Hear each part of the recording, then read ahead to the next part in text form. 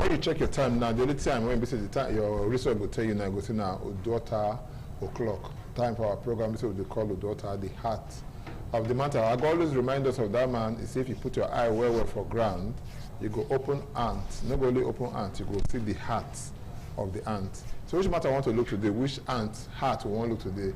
Now the one we say concern security for our place. We don't say now government say they try, some people say government they try, some people say government don't they try. For now they don't get any place when we sit down when we say they secure that if not big man, if not small man, if not any class of people now if you say they very, very open to this thing. As a call be now, say some people they talk and the other they say the way don't they go now, you go so rich ministers body, you go so rich governors body and the rest of them. But we for Nigerians, we always they pray to make any bad thing not happen to our leaders. When they make bad thing not happen to our leaders, now the poor man is going to happen to. My name is Thomas Ado, so welcome to our program, so they call daughter. And this matter when we say you talk about, so now people they want to say we know so they head sharp well for this kind of matter. How they carry they come and they come talk to us. We get our friend and brother when they be saying now inside court they always a day. But the interest a day weller for inside the matter when we say concern Nigerian politics and the quality of life for Nigerians. And the name now Emmanuel Obakbolo Esquire. Welcome to our program. Thank you, sir. Nigerians, good afternoon. Thank you. I got our brother here too. When we say if you're into when we say you want to make you ask God. No, sir. Welcome to our program. I agree plentifully. I agree to now do well. Before we start, I just you say today is a birthday, so happy birthday. Happy birthday. Thank you very much. Thank you. Thank you. Best I go drag a come up for they carry hand, they go out. So therefore drag a come up. Thank you so very much. We thank God for life. So if we look at now, they celebrate and all of this time. They celebrate in birthday today. I saw that they celebrate different things. Even celebration matter, they happen well before. But the black say the drums of celebration, it don't they reduce now because of the matter when we say they concern insecurity. I want me to take out from there. The thing they say insecurity within our constitution talk, Nigeria Constitution, section 14, subsection 2B. Talk say the primary functions, duties of government now to give security to life, the people and their property. I see that for the welfare. Yes. For the people. Yes. But I want to ask you before you go far. You sure say that part for the constitution we're not going to remove them now. When we say government, they tell us say everybody gonna go take care of themselves. Government don't. Government was supposed to take care of ourselves. I do who says so that everybody should go and take care of themselves. Yes. If they have said so, then they should give us gun. You they say we they go. You know when government fail, government will begin to look for excuse or excuses. So the way we our own bill now, government knows say them don't fail. But because they pretend say they never fail, they come they try make them carry the security matter to rob everybody. Now the government when they talk say security na everybody problem. The government say still talk say make people not get arms, make people not buy weapon. So if you say security na everybody problem, and you say make dem not get gun, you say you no go license gun for anybody, how they wan take on fight the insecurity? Na their hands dem go use or na stick and catapult na the government wan make we begin to dey use. So the thing be say government by itself know say e don fail, na make government dey shift that responsibility dey come meet the people. But I wan take this opportunity to say not be the people hand that security dey, na government hand, because if government no fit guarantee security, no fit give security to the people, then no need for us to get government. Na banana republic now we dey live. Me no tell that one, tell me no, maybe na only for that republic. Me I no deal with you for that one. But make we look am seriously. For time when we say we say government dey try wetin dem fit do. For instance, our brother when we say they call retired Major General Abubakar Rabe, they kidnap his wife. Before notice that happen, say the man die, and government swing into action. Before notice that happen, don't enter inside, but the next day when we say yes, don't bring the wife come out and all of that. You know if you say government is supposed to clap hand for that kind of missing them do? Now what do you know? Yes. You don't find that before. Greeting not too much. Okay. They try. Now we say, I they discuss with the ones with their man which day, not just one.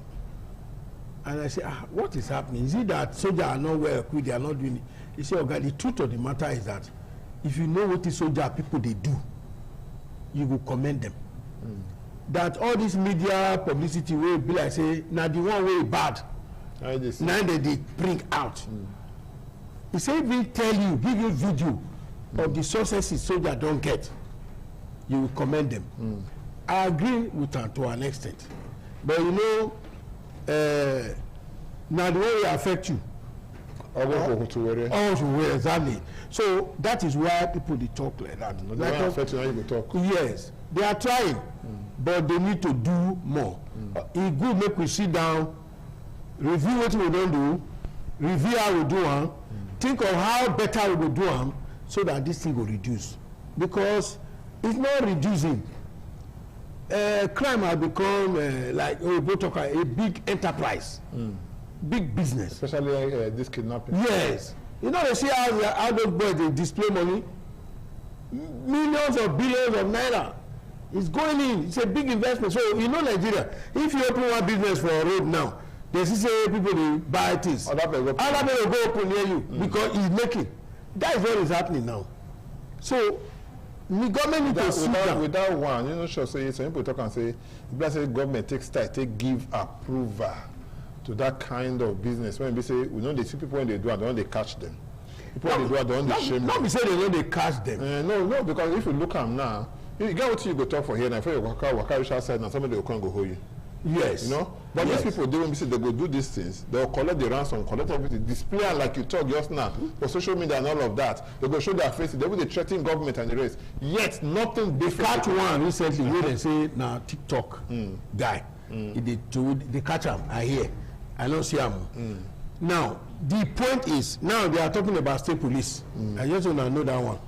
It's part of this thing that is bringing all these things. But it's not enough. I've been advocating this matter for a long time. One of them where I talked many years ago is this forest guard, which I hear now they are doing. Because long ago I don't talk and say, if you want to combat these bandits, let there be people who are in charge. Then they inside bush. Then they come our forest. Arm them. That is their work. You can build houses inside there for them. Or maybe tents. Arm them very well. So they know. So before anybody enter, they do anything, it go dey hard. Now that one is gone. The next thing they talk, whether anybody like it or not, make we allow us carry arms. Whether they like it or not. So people say, people going to kill people. When the killing way they happen, they not pass that one. Let everybody, if you are coming to my house, you know say I'm armed. You go think twice. Or if I dey drive, you won't stop me for road. You know I'm armed. You will think twice. So now government cannot protect us. Give us what is required, make we protect ourselves. That's what me I look at. Okay, make I come to you as a lawyer. You see, the federal government say through the Attorney General, Minister of Justice, Fagbemi, he talk and say what they say they prosecute over 500 terrorists. I read it. Okay, so they prosecute them. But if you go to the north, they rehabilitate over 720. Where they put them back into the society, integrate them. I want to find out now different law now be say we get for this country. When they say one side or the federal government, I be the state government can't get part of the federal government. When they say yes, the federal government now go to say this na terrorists, then they try them.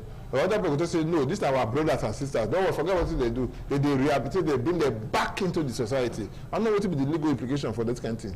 One of the reasons we may call you. The legal implication be say we get anti-terrorism act. Okay. And now only some states don't domesticate them. When I say domesticate, means say now some states don't make them to be their own law for the states. Like Edo State now, Delta, Akwa Ibom, and some of all those states for southern Nigeria, they don't take them. But I want to tell you, say, Ogasado, most of the states for northern Nigeria, they never domesticate them. They only they pretend. And this kind of insecurity we will see today, come make agree with what General Sani Abacha talk in 1995. When he talk, say, anytime you see any insecurity very strong like this kind one, will be terrorism, kidnapping, and others that will last more than 48 hours. He say government get hand inside. And I agree with am because others are the one that dey grow up by the grace of God. My papa na soldier. I be pikin wey dem born for barrack, I grow for barrack. Out of 36 states for Nigeria, I follow my papa live for 34. So that go tell you say I be real Nigerian. And when I dey grow up those days in Gombe, in 1987, I be small pikin, I dey primary school. I remember one group of militia group came up, they called them Metesine. That Metesine, the day they started killing people, they started killing. 2 days after, Babangida come tell the commissioner of police then Bauchi State, because that time Gombe dey under Bauchi State, say if in 24 hours they not kill the head of Metesine, bring the body in here, say he go remove her. Oga Sado, they get that man that same night. They killed Metesine. Metesine is the name of the man. Then he called his group Metesine. Right. So, and that was the end of that thing for Gombe. I witnessed another one again in 1991 for Bauchi. I witnessed another one in that same 1991 in Kano. And you see the way there now under military day. It not the last 24 hours. But the government. But the one we get today. They do it. Today the one we get. This time they kill people now. So they enter inside place. They show the short video. And they got to make boo for there. You go see and for there. Even if you don't see the people when you see the kilo. Well, that's how they. You go see and say like that. Well, that's how they. This is the way the government know they try. Like I tell you now. Last week here, the governor of Borno reintegrated 720. The total number wey don integrate for this year from January to today wey we are so na 3,000. Person wey kill person, destroy things. You destroy that man, kill the man, take the life man. Then you come say you dey integrate am to that same society wey you don destroy. Then what is the effect of our law? It shows say this law wey we dey talk about. In Nigeria, though, sorry sir, in Nigeria we know say na dual legal system we get. Okay. Like the southern part of Nigeria get what we call criminal code. In the north they call am penal code. Yeah, which means no be one country now. No, na one country. Why do they use different law for different people? Na the British people cause am. Na then you know the British people, most of the thing wey they do am to favour one side. Okay. And today now we dey see the suffering so. So the truth is that some of all these things wey we dey see so, politicians get hand inside, and e also get religious flavour. Okay. So because of that religious garnishing wey we get, when some people dey hide under, you know, when people wan do bad for black man land, they know say black people na we are so religious. They dey hide under religion take do their evil. Right. Now we dey see so wey dey happen for Nigeria, particularly in the northern part of Nigeria. So the thing wey we dey experience today, even when the law say do am like this, so people dey hide under religion, because if by the time you talk say no, this one you could begin to condemn some of all those things, they say oh, they condemn our religion, before you know another thing will happen, just like you saw what happened to Deborah that time for Sokoto. So because of that, everybody come dey careful make you no talk about any religion. So make we just accommodate ourselves based on our religion. But the truth is this: we should first of all know say before we belong to any religion, we are first Nigerians. So we must speak with one voice as Nigerians, condemn anything and leave religion out of it. You talk just now, you see one of your brother, when you say you talk with one soldier man, say if you know what is soldier men they do, say you go marvel, so you see they try. But you don't forget, say you get where some soldier men they go, they say before they reach there, where they go there, they come out there. And the call say they get what they call an order from above, make them no good down. If they say they do here they try. Not be saying soldier man will say they try. Not be that they get order from above, say no go deep, no go this place. At the level where me I did now, it not be everything I did take as being true. Okay. I will read, I will look because there are a lot of, they will call information overload. People just come up, say all manner of things. You don't even know which one is correct. Now, let me go back to the issue of amnesty and all that they are doing. Okay. You know, some of these things, like you said, they are politicized. Religion, they bring the grammar conduct. They put politics inside them. Religion matter day. For Niger Delta, if you remember, we had issues for Niger Delta many years ago when they kill people anyhow. And then at the end of the day, one president came, I think it was Shehu Musa Yar'Adua also. Yeah. They now came up with what called amnesty. Yeah. And everybody that were involved then, they were reintegrated, provided they surrender into the system. Now, they are the one doing it that side. So how are you now going to tell them that you will not also give them that amnesty. That is the matter wey dey. That's why you dey hear all those amnesty issues. But that one for federal government that time now, not be states. The federal government. It's federal government. There is no way state. Then all the states are operating under the federal. They are in the same country. They talk so. If they operate under the federal, how come some go dey talk say make we dey try for federal level, other go say make we dey give them freedom? No, but there is nowhere they are not trying anybody. I must be frank with you. There is no way they are not trying anybody. Okay, but the truth of the matter is that there may be some selected people who have decided to say we don't want to do bad again. Whether it's both federal or state. We get the one where basically they say they reintegrate or into the society. Some group, I think for Borno before, yes, one of those states. When they integrate them into the society, less than a week when they do it, they commit the same set of people. They commit worse havoc that the one they fail to do when they carry the go. So how can we trust these people? Thank God they will have a lawyer here. There are cases of people where judge grant order say release them, even government. They come back to society, commit the same crime, and they carry them go back. It dey happen. So it varies from individual to individual. Okay. We cannot generalize that. Okay, from part of Sokoto State now, we don't hear now say some of these groups they don't take over some local government. Yes. Say before you go your own farm, and then you come pay some royalty. You come okay if you know royalty you call them, but you go pay tax to them before you say you go. If you don't go come back, or maybe they pack up. Okay, this one never pay tax before let them go. This one never pay. You know that kind of a thing. So how we go to talk and I say government not do for that place again? I be see stand, but that thing no just say we don't get government now. Banana. Say now you call it Banana Republic. All of us don't chop banana. They go. And so now I want to find out because if for Sokoto State now, some people they go there before you go find you go pay tax. At a point, over here, say you get some kind of state, there's some area, they will put their flag. Every time. So if they see all those kind of this or those kind of thing, you feel say government they get control over those people. No, and I can tell you say government no say they don't know what they do. They don't lose control. You know now when they talk of Sokoto, before this Sokoto two states, one Niger State. Niger State get 21 local governments. At a time for that Niger State, the bandits, the terrorists, they control 14 local governments. They put their flag. Out of 21. Out of 21. They give the governor 7. National Assembly take that. And in the same that Niger State, you will see the governor, they sing on your mandate, we shall stand. You will see the governor, every time they go Aso Rock, you don't know what the governor they do. So that one now, with the talk of Sokoto State, not the new thing for us. So the Borno State that they integrate, there are some local government now in Borno, about 3 local government. Their flag full day there, but they say that they will integrate them. So I don't know whether the government, when we finish integrate them, they bring down their flag. I don't know. But as I tell you so, that's I do. The flag they still dey up. Now this Sokoto where they talk again because they do Niger State people come tired, people come lose focus, people come say you know consign us, now them will consign. But the truth is this, na Nigeria. So he consign all of us because anything will happen for any part of Nigeria, now all of us now it happen to. But the thing when you don't do now, people don't look as normal thing. You know, understand? People just look at it, they catch what they happen and normal thing.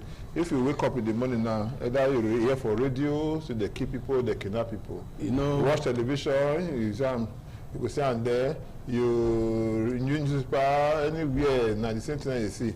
Somebody say you go surprise say one day just pass, you know here. Say they kill somebody, you know here case of insecurity and all of that. Saying that the new normal now be that one. We go find out what are the new normal after this break. When we come back, we'll open the line. We'll take 1 or 2 calls before we say we go round up because this today program, let's say in our World Cup period, I be this one. So we'll take a very short break. When we come back, we'll take 1 or 2 calls. After which we'll see the ball they won't play. Stay with us, not going anywhere.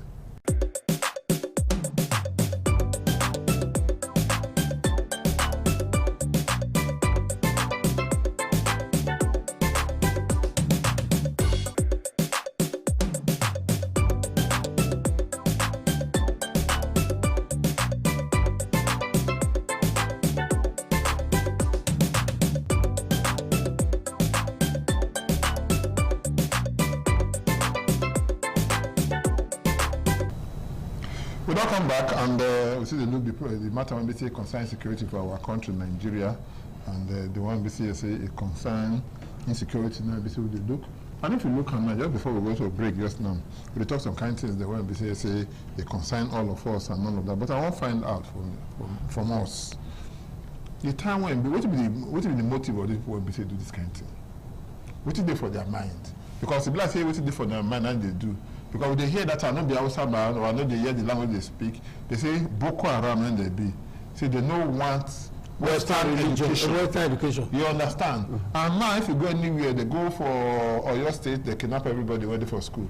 They go for Chibok, that I kidnap everybody for school. Now they kidnap for school, how they go. So much so now people they fear to carry their children to go school. So much so now they close schools them. And the government in its own wisdom now for Edo State now, it close some schools for Igara.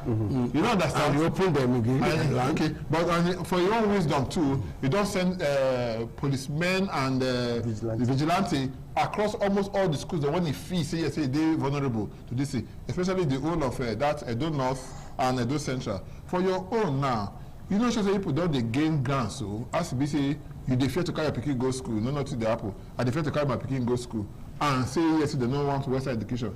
No sure say they gain grant. No, and waiting they want. They gain grant. So now waiting they want. Now they get so. Yeah, they gain grant already.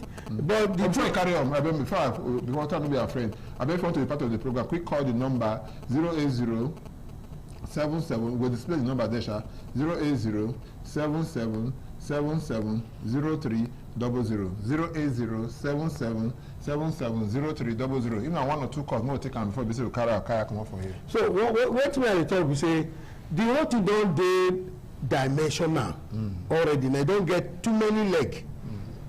Look at what happened for vegetable market last week. That will not be Boko Haram people now. Nah, they say now this thing now. That's a business now. So what we are saying that the thing don't expand. We are facing act of terrorism by these Boko Haram people and their allied military. We are now facing other dimension of it which are being localized. You understand now? Not be so that one day there and this other one day. That is what we are saying now. So why not we filter the two? Find a way to deal with this while we are dealing with this about this national issue. I call this religious war national issue. But all these ones where they kidnap people up and down here, they are not religious. That one not be the business when they say. That be the business way they inside. Being an imitation of waiting they happen for the other side. Okay, they take it to the next level. Exactly. So for your own now, how you go be now? You know, if you say these people when they call it Boko Haram, whether it's soldiers, now bandits or whatever, say that they gain upper hand. Don't forget to use that number. I would expect your call. Maybe you call it. You know, say politicians they get different style where they take they get within they want. Okay. During Obasanjo regime, we remember that time one governor where they call Yerima come, he say na Sharia for Zamfara State. Yeah. But at the end of the day, all of us found out say that Sharia when they bring for Zamfara State na political Sharia. Even the man himself, now go Egypt, go marry 8-year-old baby, call her wife. The same man where they talk of Sharia. So me, I don't want to really conclude now. Say the thing is tied to religion. But what I know be say the politician, the Nigerian politician, can come under religion to get what he want. Yeah. Can come under politics to get what he want. Can come under kidnapping as we dey see today can get what he want. Because some of the kidnappings wey we even dey see, you go know say government na their boys na dey do am. The government dey pre ten d say they no know anything wey dey happen. And that's why. For Edo State government, they do what they officials do. Yes, Edo State government, in terms of crime fighting, I give am to the governor. Okay. Yeah, the governor dey try. But the thing be say, most of them, even when they be the chief security officers of their state or chief security executive, as the government they call them, of their state, they not really they behave like executive. They behave like people they wait for everything will come from Aso Rock. But then when they want collect security vote, they not they tell the people say the security vote is for all of us. But when they reach the time when they want to say for security, they will say security is for all of us. So you see, say the major problem we get for Nigeria today now the politicians, particularly the governors. Hello, good evening. Good evening.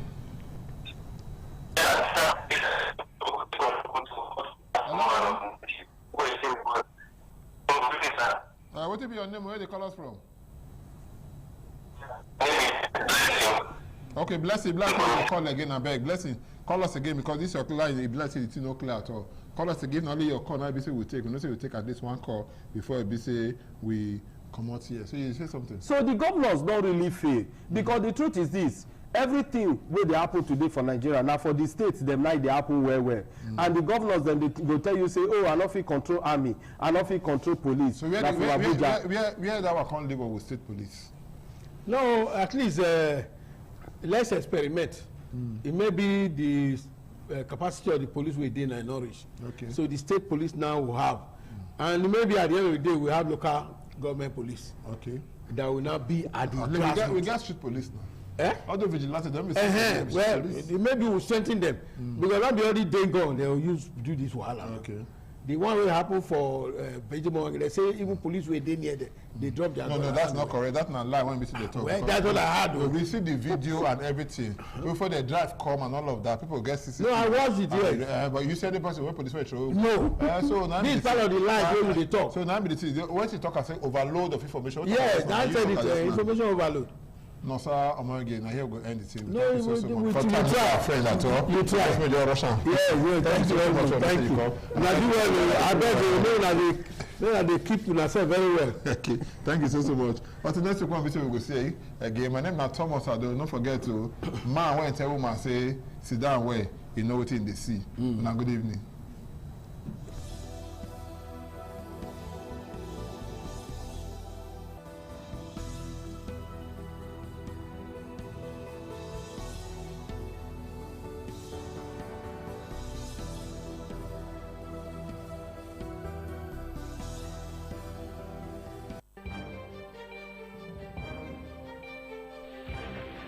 This is ITV. Certainly the best.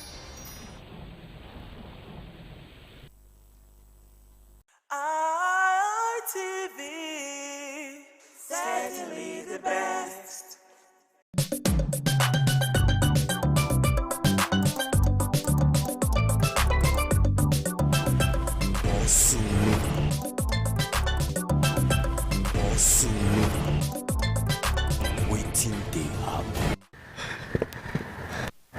I pledge to Nigeria, my country, to be faithful, loyal, and honest, and to serve Nigeria with all my strength. Now, so it's supposed to be. I therefore Benin Akure Road for those states. Yes, now, the people waiting for this particular community that they call Otofure, they don't they cry, they shout, oh. Many of them don't pack come up from this area. Oh.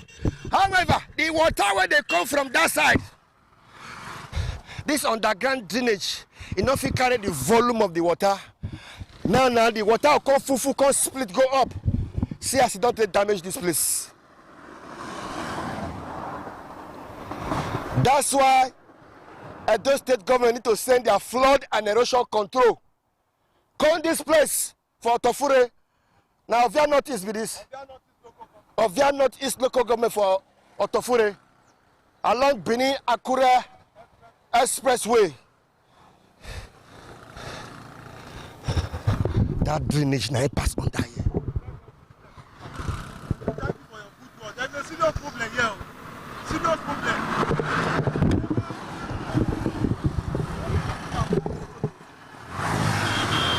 Never rain fall. This one they carry motorcycle, they carry motor, anything. If rain fall for here. If rain fall for here, you can't that apply need to this say erosion control they need to do here. Yes. Flood and erosion control. Yes. Wait, people show me. Hey, whoa. Problem dey here, seriously. I believe And they don't chop enter inside though. rain no fall last year, rain no fall this year. This road for don't cut. I don't say rain fall. But they don't talk. Hey, welcome. Come. Where the red water they've come from? I drop water again. All the water go climb up. Okay. All the water This go climb up. drainage so. Yes. Yeah, don't block. It no blow, but the drainage no fit observe the water again. The volume of water too much. The volume of water is too much. So once they come, the water will climb up. It go climb up. It go cover the whole road. If you see, if machine apply this road at that particular time, it go take am. Even vehicle they stop for several hours before the water will come down. Before the office start their movement. Okay. Make government come help us. So this na drainage where they come from underground they come. When they come all the way for Ekeadolo, different communities. When they inside, now this one apply, now carry water come from bypass. Come pass this Benin Akure. Come pass this Benin Akure road. they carry am straight to the river. This is where river dey. But presently now, this drainage no fit control the water again. The drainage no fit. All the water now they cut all this road. All the water they stand up, they come up, they follow up. Even under the bridge, all don't cut. Okay, I don't see something now. Come, go jump enter inside. Hey, whoa! Waiting they happen. Hey, you see this place? When I did so, now that Benin Akure Express Road. Yes. This na the, come see am now. This na the Underground drainage. see am way pass, Yes. way pass under the tie road. Yeah, now this Benin Akure road be this. Yes. So this na the drainage. So the water where they come from, see am, water where they come from that side. Yes. Na heavy water. Heavy water. So the heavy water now, you know the. This drainage no fit absorb the water again. No fit, the water pass the drainage. Okay. That's the problem. The water pass the drainage. Once it come, they cover all here. It go cover all here. Enter express. If they cover all here, they carry anybody. Carry student here the other time. I bet we dey beg government. Now this place now go come out for. Now go come out for. I don't scatter that side they go. You don't finish am. Even here, you don't finish am. Ah, come see am. Wait. This nine go scatter this place when I see so. Yes, let's scatter am. Let's chop am. Even under the bridge, we dey fear make this bridge no collapse. You don't chop am. Come see am.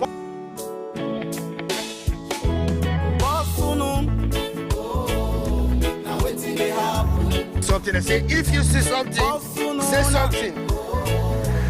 If you see something, say something. Benin Akure Express Road from Oluku. Say something, no, the road one cut. Oh.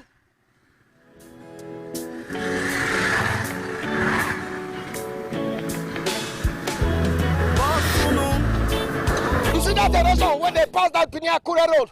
When they pass, go. That's it, they enter, they come, they shop and they go. Hey, whoa. Oh, God. Flood and erosion control. Okay, now this area is Go. Okay, you be pastor. I'm pastor. Now my church is this. See front. Now see this has been this. You don't tell when this thing they happen here. It don't reach about 15 years now. 15 years now. That one I mean the bypass. That's the bypass. That Benin Akure Road. That Benin Akure Road. If you look at the bypass, if you look under the 2 manhole when they bring water, the volume of water when that manhole they bring, now they come here, so now cause all this havoc. So they even start last year, February 2025, they start the work. You see, they put sand there now, they put gravel, everything. They start the work. In just, I think 4 weeks, they leave site. They not come start the work. We don't they happy because they even carry this drainage when you see, so they even escalate the drainage into this street. You can see the marking. See, they don't already mark and do everything. And all of a sudden, they come out. Now with this, so the area is now worse than before they came. How's not they enter? I'm telling you, if you go down that side, how's not they enter? People don't leave their house, and people don't run come out. Some people will not high-end money. Those of them will not even see money to build house. All of them don't run come out. They are frustrated. We don't shout for government. We be done. They happy say that last year they don't come, but this is what we are. What say be the solution to this place? Yes, the solution be say if they can give us a good drainage system from that Akure Road, cause this through this place to the river. We have a river nearby. River they down there. A river there That nearby. means I have to do proper drainage. Proper drainage. That's all. This whole area will be in peace. Hey, whoa.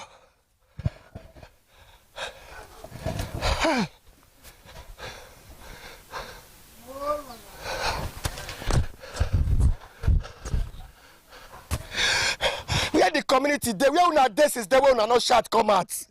Where una desk is there? Where una desk is there? I don't know why they cry, brother. I don't cry. Nobody has ever played. How many times I don't go ITV? How many times I don't go commenters? Nobody has ever brother. They wait call them. Who come? Where the water from the come at not be here. Oh, Oluku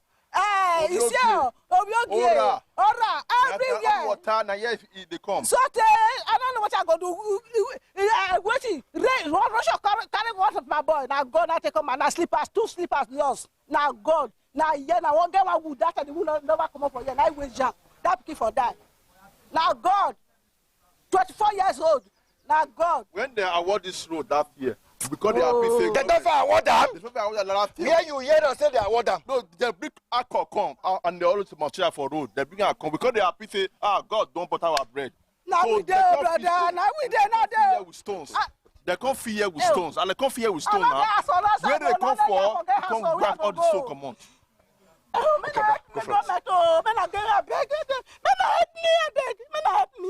I no get from that place. Help me. I don't waka, tire. So I go this hospital. They carry me go hospital. And then the man me collapse because of condition of this place. And how much I take come for that hospital that time waiting. I don't cry. I don't know who gave me. I gotta pray for my thing to make her help me. I beg, brother. If the water will enter here, the fool. Hey, they put that my house. If they put that my house, that's not the test. The enter I said that here. As the enter I said that here. I said that here. I said that here. When I pay a beg. For all days not to build this house, for all days not to build them. I'm not going to on that place. So we are going to go, brother. We are going to go. Oh my governor, you should be ready to lay good foundation. Man, help me, brother. Man, help me. God, man, help me. I deal with a beg. Man, help me. Man, help me, I beg.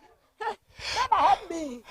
Oh my governor, you should be ready to lay good foundation. Earlier the better, because in the nearest future, you become one of the leaders. So we are praying. Amen. His Excellency, Senator Monday Ukpewolo. You know why we they call on you? Because you don't do the one way past this one. You see that Ekua where you do for that area that they happy? You don't do the one way past this one, His Excellency.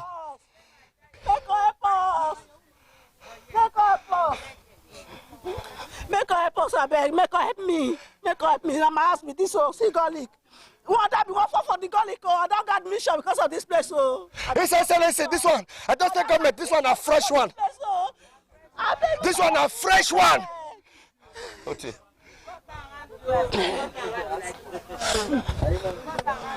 Oga, I beg. May you tell Okpewolo to make help us for the I beg. Make you tell governor. Now our mama na be this one. Now this area now we still there. Anything we see affect and affect us. If you point one finger to person, the other one go back to you. If you say never reach your turn, you go see the shower outside that beg. Now we see the beg governor. God forbid bat in your center. Another person you go see follow. Now that one we don't want. So I beg. Like 5 don't enter. If you go from like this now, like 4 don't enter. No, this still they gonna go. See this mama when take your pass. So this one so 4 hours when they near you, you don't enter. 4 hours when. So if I pass around, I go start. All those one don't enter. All those one are tenant. They go. You hold your dagger. I beg, make government come. They don't fair do amo. They don't feed this place for us. Wait. They don't fair feed this. Oga, stay here. May I see you where? I say they don't fair feel everywhere. When I fair cry, don't take government. I be former government or this present government. Don't take this government when just they on board. This government. So he don't feel here, do everything for us.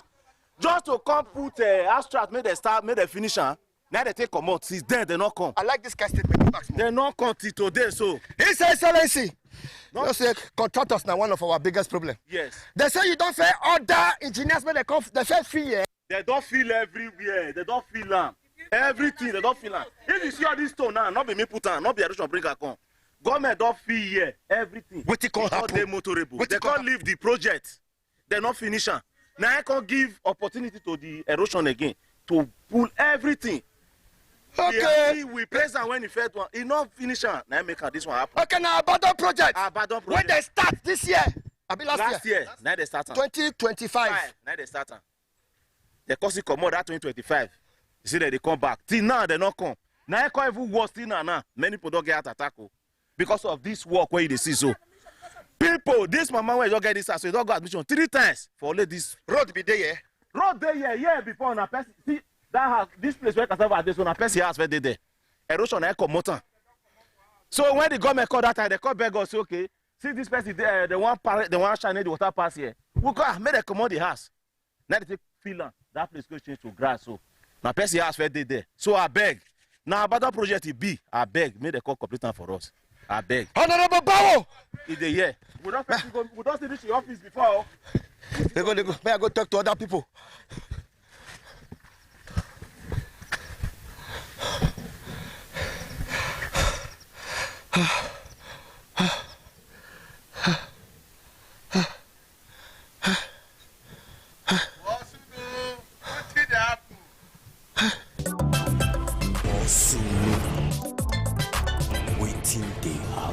And this area you dey? Yeah, they stay. What take concern you for this matter? My brother. Concern you? My house, na here it dey. You see this place, so na be our major road before. From the express road? From the express, we will pass am, take reach here, you go drive your motor, enter your house. Now small, this thing start like this. So last year now, government said they want help us. They can't come. This our present governor, so we did so. They can't start work. Can't feel like you see this. So this is our present government. Exactly. Now him. You see those big stories for Saturday, so now they put him. Can't feel that. You see, here go slope. Now they feel when they pass, where they caterpillar they pass. So we can't surprise. They can't run to work. Small. No, come. This is the way they talk. So you know, say this matter they don't share them already. Exactly. They don't drop comment already. Exactly. You say those state government don't come here do them. See, if you see this, make, come small. You see, you see the stone? Where they put? That big stone. So the government they put them. This big stone. Now government, we don't fit carry for head now. Now government they come carry put them from that side. Come. With the road now. Even if you carry tractor, your tractor no go fit pass here. What you call cost away come be like this after we the dog of fill. Now that's erosion where they come for road there. For that manhole where they come for. When I go that exactly. For that Binyakura road. Exactly. Now that manhole so where government put for that side. Now they carry the water from that side. They can't give us for here. So you call it tear our road from that side, tear on this side. So we only wait to join one for government now. May they can't help us. We they beg them. I beg. May they help us carry that same manhole. May they channel the water, do drainage for us. Carry and see the river. The river no far. The river down here, so. The river there? Yes, you know far. Just to carry from that side, put up for the river, finish. But why the contractor can't abandon the project? My brother, we don't know what we do, Amo. We don't know what we do. We don't even, they don't go mission for go meet even Bao. Now yeah, we see now we wait for the since that time. May God can help us, oh. May God help us. Make it touch governor. Look camera. Yes, so may it touch governor. Make it can help us for this place. Because if you not help us, more damage. Now he won't come for this place, so we dey beg am. For this Otofure? Yes, so I beg. We dey beg, oh, me I dey beg governor. I beg, come help us. See our people, all of them don't pack come up for year finish. We want. You know, yes, say governor don't first say contractor make it come to am. Make it come complete for us. Now that's what we want. Make it complete. They don't run liver. You not good like that. Road we not see road pass again. Where our children they go school now we go the fear. If rain fall, now wahala. We not see where they pass. I beg. Governor, beg, come help us. Make it help us, make it do the road. However, Excellency, they say those state government don't first say contractor come here. They be done, they do them. But the contractor suddenly, the landlord and landladies, they come surprise say the contractor not this site again. Equipment not this site again. As they live and since then, that place when they show you for Benin Akura Express Road, where that small manhole where they do for 1964. See what it does. That place depot, you go carry. I know they like the way that they threaten me for all this matter. What can do, what no man can do. Where una dey?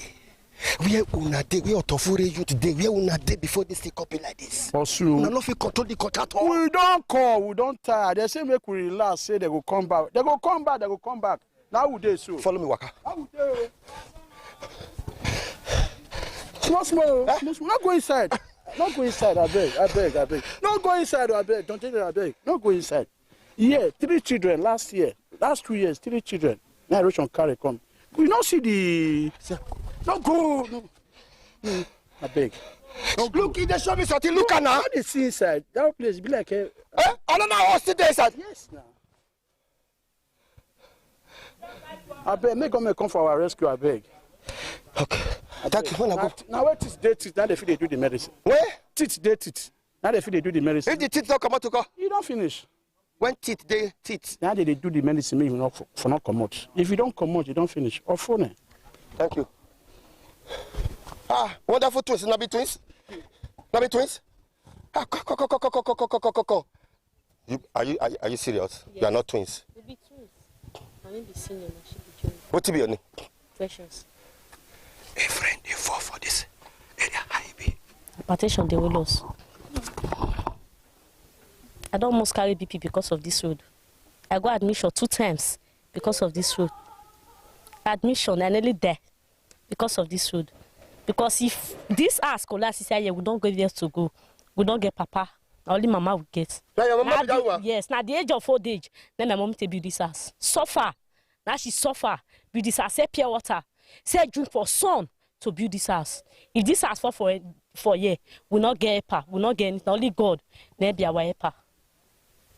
Then because they cry for government, may they help us do this road.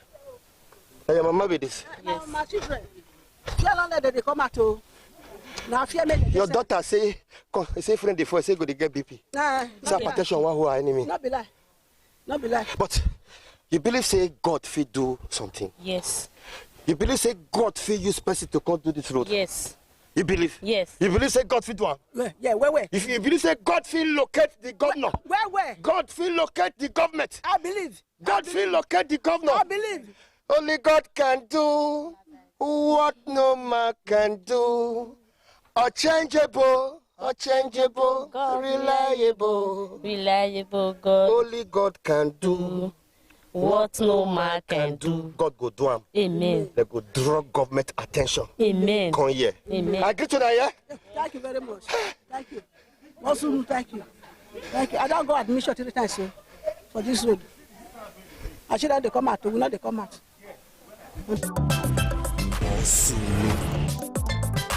Waiting they happen. No, now you put that bridge to your house. Yes, I meet you one. Whoa! I pledge to Nigeria, my country, to buy land now to build house for this country. Now wahala. Even if you buy the land, you not quit build them. They go sell them, give another person. But see your road, see your street, Don't maga. See your street, You don't maga. You don't maga. Now me do it uncle. Huh? I mean to so I'm ready calling non the court. Call yourself. Hey! Hey! Hey! He affect you? He affect you? He affect you? Yes, oh. He affect you? Yes, oh. He affect me, oh. He don't spoil 6 house. He don't spoil land. He don't pursue them. Go tenant. Now only my house he remain. Get to my house now. May they help me, oh. For where they? He did there. He did there. May my pikin yaya help me. I beg. I want to see the landlord of this house. I mean do this bridge. This bridge, it cost me 300,000. I first do that concrete bridge. When government come and they come scatter around, they say they want to do the road. I can't be happy.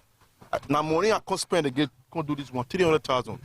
That uncle so we did that so. I mean do one. So that made we got to know the court which side. So if your family members, your friends, and community people, they want to come visit you.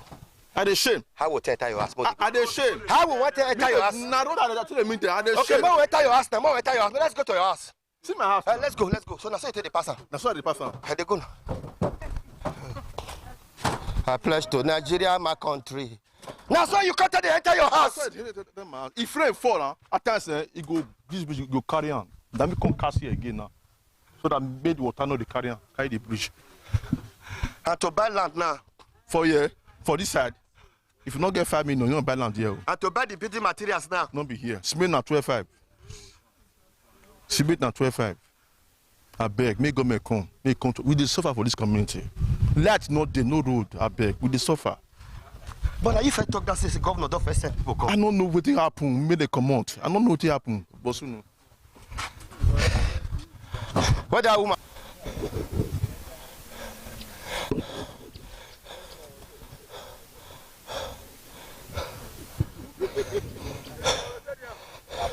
I say if you see something, say something.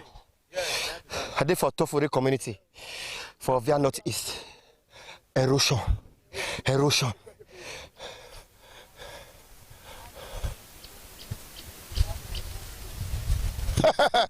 Just like the way Aboki they say condemn handset, condemn fridge, condemn TV, this is condemn, condemn. Condemn, condemn house, condemn, condemn. Hey, whoa. Now my cameraman they come. Come. See that house. See.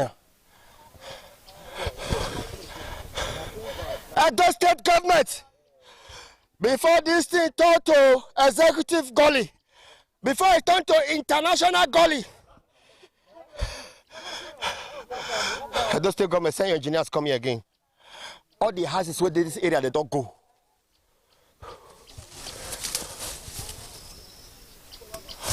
That erosion, that Binia Kura road, that erosion when they pass that place, all those water when they come from different community.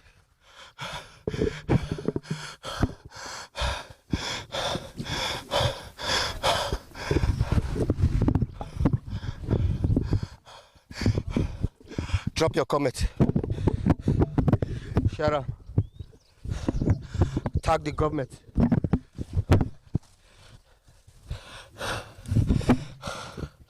This work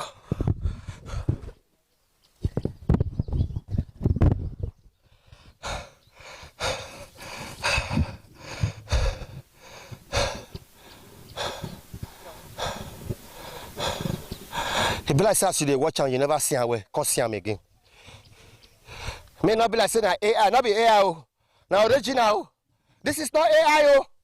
This is not AI o. This is original. This is not mature gully. As an area journalist, now only we go fit tell government how it happen. Before this one turned to international gully. Before we call they call World Bank. State Bank. Oh. Drop your comment. Ovia Northeast. All the houses were there, this area. Make God help me. Sickness won't kill me. For this wahala. I don't do things for hospital. I don't see waka well. Wahala don't too much. Thinking. I no fit sleep for night. If rain dey fall, na here I go come sit down. Say if I hear woe, make I quick dey run. How sit down many wey carry now? I stand for your backyard. That man, na me with am. Let dey here. You go think say person dey there. You don scatter the house finish kpatakpata. That man wey dey near me. I see am just now. Make governor help. Me help. I beg I dey. I no get 1 naira. To eat in our house. I beg. Make them help to eat in our house. I go see money by block. And medicine don't hear now. And medicine. I no fit waka. Sleep no day. And if rain dey fall? If rain dey fall, na here go come sit down. If I hear one, me I quick dey run. Then I carry my children. Maybe dey run. I want to do this one. Me Ope will help us. Me no leave me like this die. For Tofure? For Tofure. Me no leave me like this die. When I dey can't habit my house, it no be like this. Oh.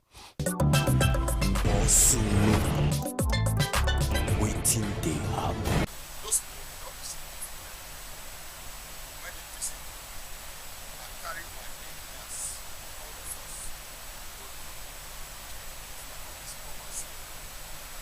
Minister of Works.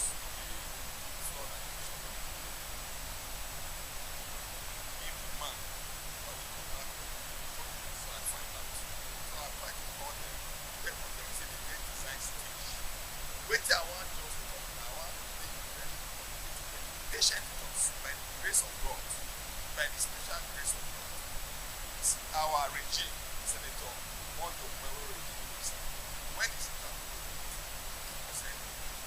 So let the patient, floor erosion different from normal way of Otherwise, if you one, you will cause another damage again. So they are on it. It's minister of work. It's not for that. Why I went there? So we are already working together. Then in the next 2 months, and we shall find a way to resolve the problem. You know, we have problems for us. Oh, so many areas now where calling can be being used by emotion.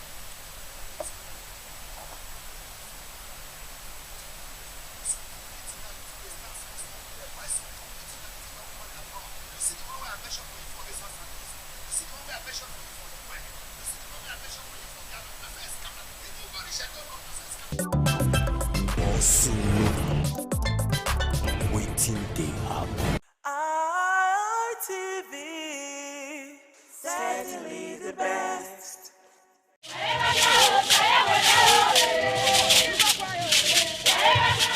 In a rare display of botanical brilliance, the palm tree defied natural norms, sprouting multiple branches that bear fruits. This rare occurrence has become a wonder to many, as experts are calling it a one-in-a-million phenomenon. Could this multiple-headed marvel hold secret to agricultural breakthroughs, or is it simply a freak accident of nature? An agronomist with Nigeria Institute for Oil Palm Research, NIFOR Benin. The strange palm tree also raises issues of a blend of science with human interest and cultural significance for maximum impact.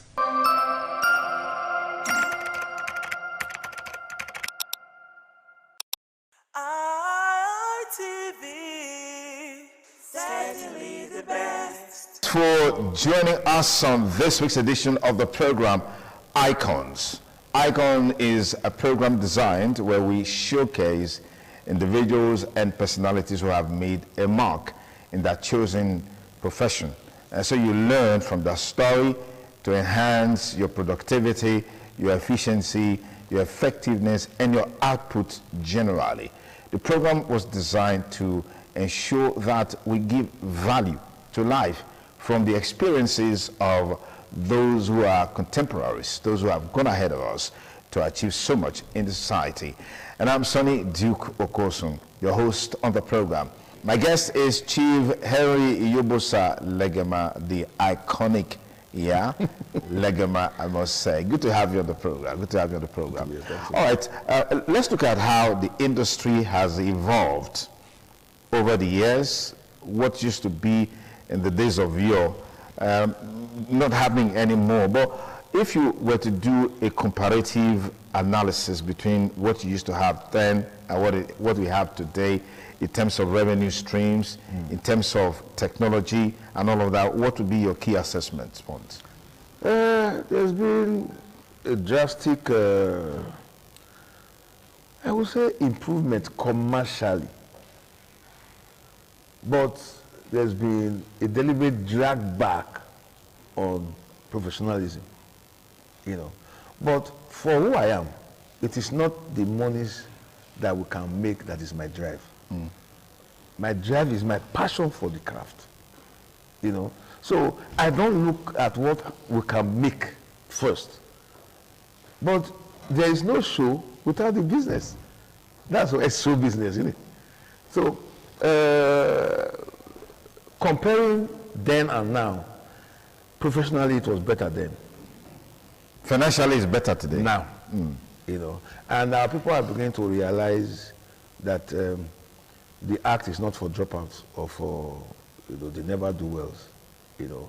And I think we are beginning to get our opportunities when necessary and when it's important. How is the industry responding to technology, particularly streaming platforms, and then some of the latest innovations in terms of equipment quality and all of that? If you don't embrace it, you'll die. You know, so it's our oxygen. You know, that's what we have. That's why it was quickly embraced, and we're all, you know, actualizing, you know, the new things we're learning. You know, there are SEMP, for instance, organizing the relevance of AI to filmmaking, and AGN has done something like that. You know, all the kids they are doing, they're, you know, integrating and reorientating our people in the new terms for the craft, you know. So who would you say are your greatest motivators, your mentors in the industry, people you looked forward to both locally and on international stage? I don't have anybody internationally. Is there a reason for that? I'm a complete Benin man, my brother. I'm 101% Benin man. And my craft is my craft, not Oyibo craft. If you see my style, my craft is not tainted by any influence, especially Oyibo influence. You know, I am first of all a Nigerian, and I try to, if I can't tell my story by myself, who will tell it for me?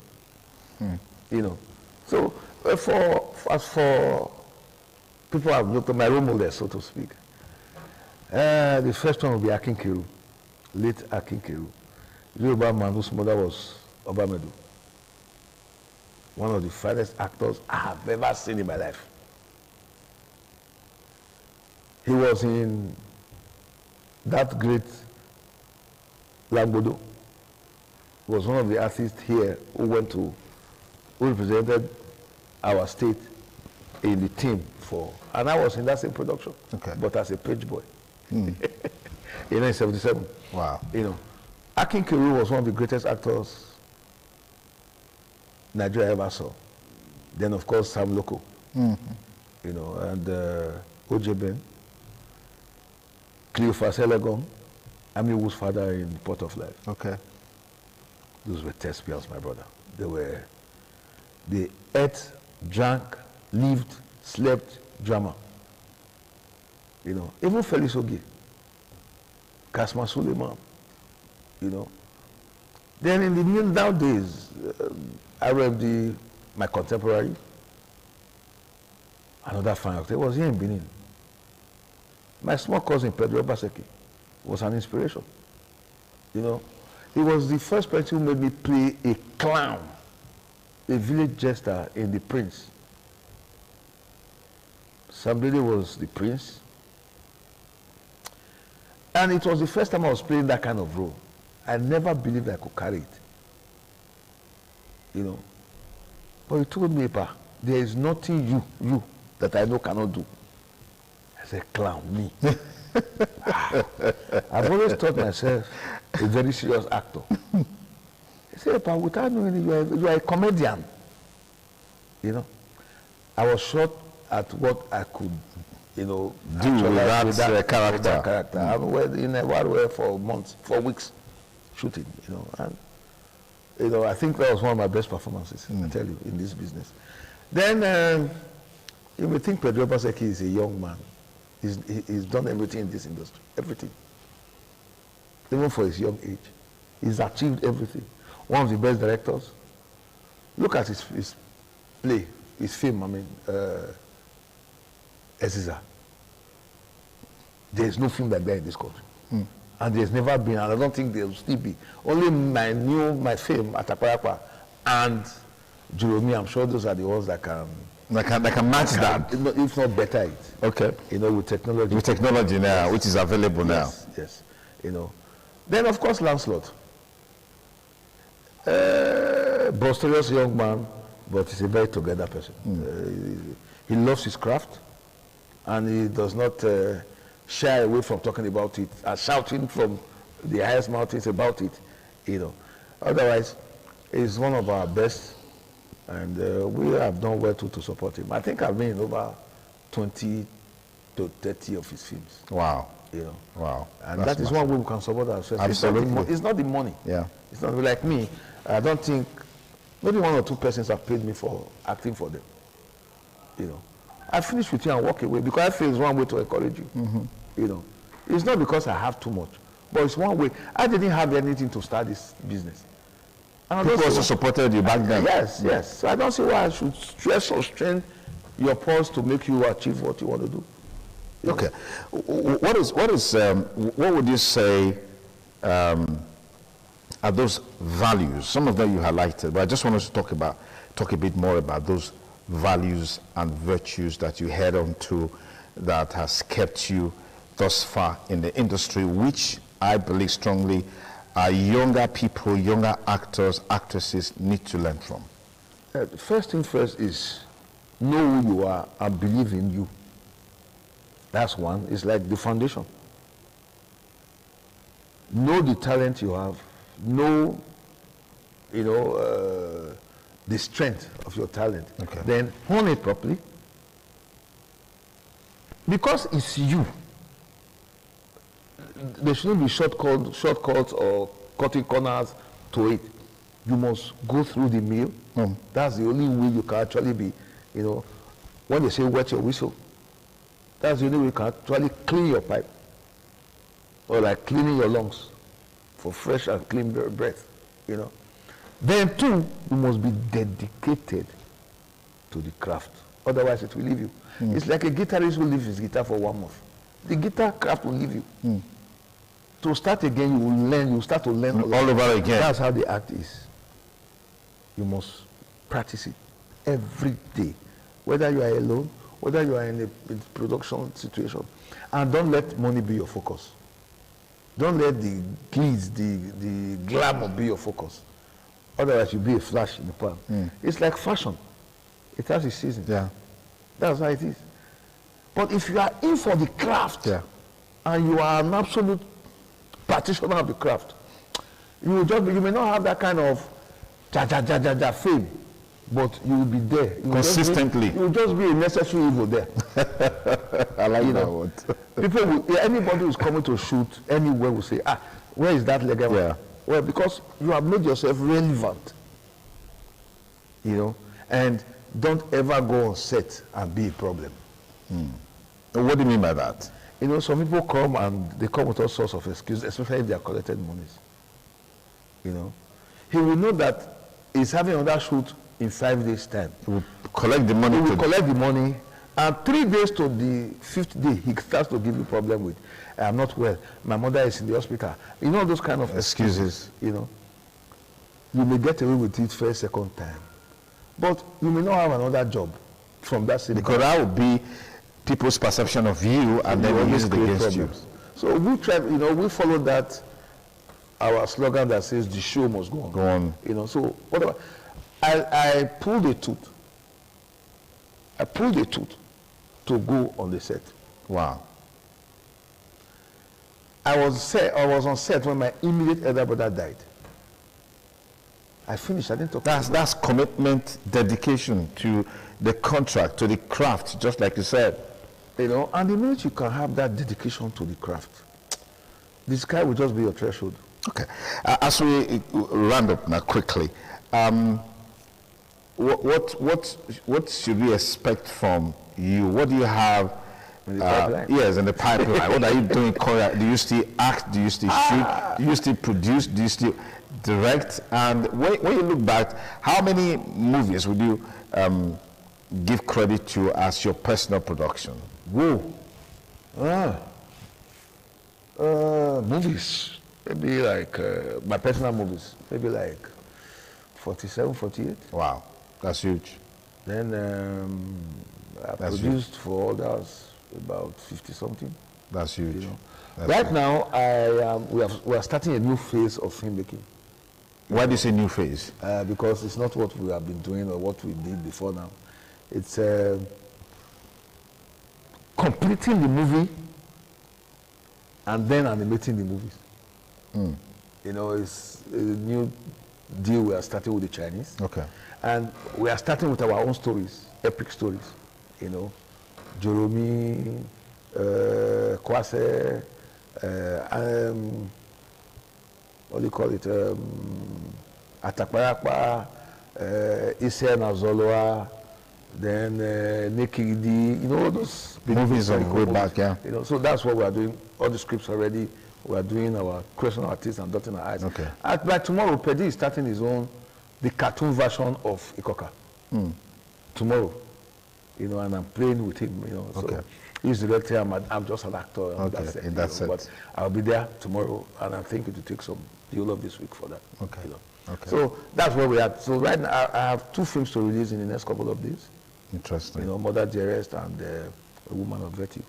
Now, we're back to the theaters. I mean, the return of theaters. Yeah. How is that adding value to the industry? Well, it should add value because it's a plus. But it means that it looks like it's not adding value from that. Because that's why I said we have no actors anymore. The crop of actors we have now don't know stage. And they are not interested because there's no glamour, there's no gliss. And according to them, no money. You know, so glamour, gliss, fashion, and money is their push. Okay. Only very few actors like myself, Tuti Negiabi, Rajo Sawaru, Uniso Morigi, Cliffy Benovia, Sonny Duboy, and a few others. Elia Abaseki, Jennifer Abaseki, you know, those are the ones who have the, you know, the drive for, or the passion for stage, you know. And of course, what do you call this girl? Peace Osawayi. Call them anytime. They prefer the stage to movies. Ameza Okunu. Okay. You know, these are fantastic stage actors who are ready to work anytime. Okay, but we've seen a lot of movies going to theaters, not necessarily the stage kind of theater. Theater. We've seen that. I mean, for a while, it was more of the stage, but we're seeing movies going to theater, people going. How is that adding value to the system today? It's one of the distribution windows. Okay. For filmmaking. Okay. You know, and we have embraced that a long time. I have had 3 films that have gone to the cinemas and theaters. So how do you see yourself in the next 5 years, 10 years? So maybe if I ask this, how old are you today? Or are you, I'm near 60. I'm near 70 than 60. Wow, you don't look it one bit. So what's the secret? Just mind your business. Wow. Don't interfere in other people's matter. Wow. No, if you tell somebody you're 50, I'm sure they'll believe you without even. Don't reduce my market value. So let's keep it like that. You know. So where do I see myself in another 5 years? I think I'm slowing down on acting. I want to concentrate on producing and directing. Okay. You know, and I'm not getting any younger. So I will only be I'm selecting roles to play these days. You know, I can't be playing all that daga I used to do. You know. So I play king. No, you can still play level, but I mean, with this look that you've got. Well, it will be a one-off thing. I can't be. Nobody can call me a lover boy anymore. Anyways, it was a delight having you here on the show. Thank you so much for coming. Thank you. My guest has been Chief Harry Yobosa Legema, veteran Nollywood actor, producer, director, script writer, everything Nollywood. Hall of Fame Nollywood. Legend Nollywood, former president of Association of Movie Producers in Edo State. Oh, still chairman. Okay, interesting. Anyways, thank you so much for the impact that you've made. We wish you the very best as you look to the next decade of your craft. Thank you. And that's our package today on the program, Icons. We hope you had a great time watching. Be sure to join us when we bring you a fresh episode of the program. And I'm Sonny Duke Okosun, thanking you for staying with us. Bye for now.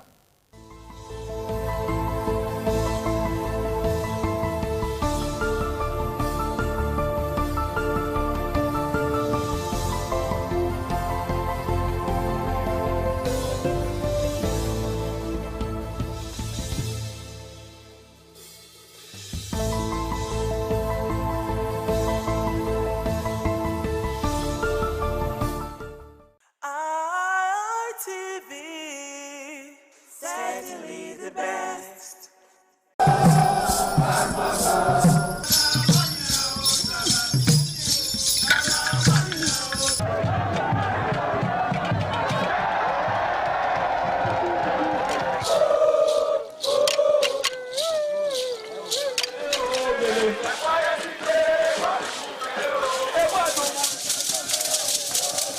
This is Anegbete community, situated in Isako Central Local Government Area of Edo State. It is an agrarian community with united people that promotes unity and oneness for peaceful coexistence. The inhabitants of the community migrated from Benin, the cradle of black civilization, a kingdom where king is truly king. The ancestors of Anegbete saw that age was the main determinant of leadership in the rural setting, and the eldest man in the settlement was regarded as the leader who presided over meetings, and his authority is held in high esteem. To further strengthen this unique system of leadership, age group evolved in Anegbete.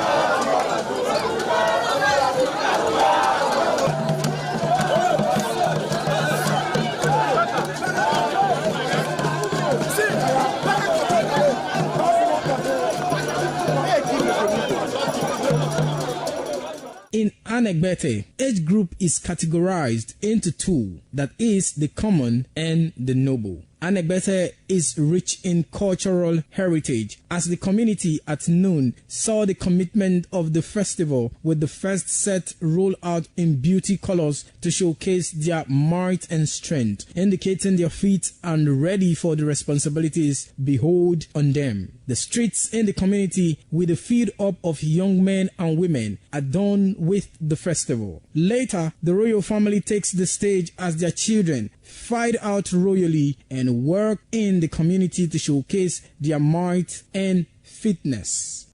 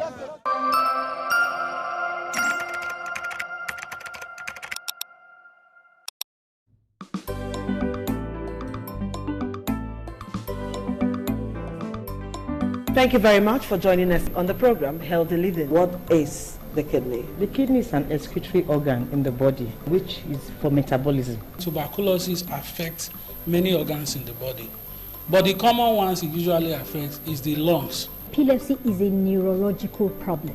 Okay. It is an injury in the brain which causes someone to begin to convulse, to go into fits. It is curable, but the cure is a long-term thing. If you eat well and avoid those risk factors that will make your immunity to be down, then the risk of contracting tuberculosis will be reduced. If you're healthy, then you're wealthy.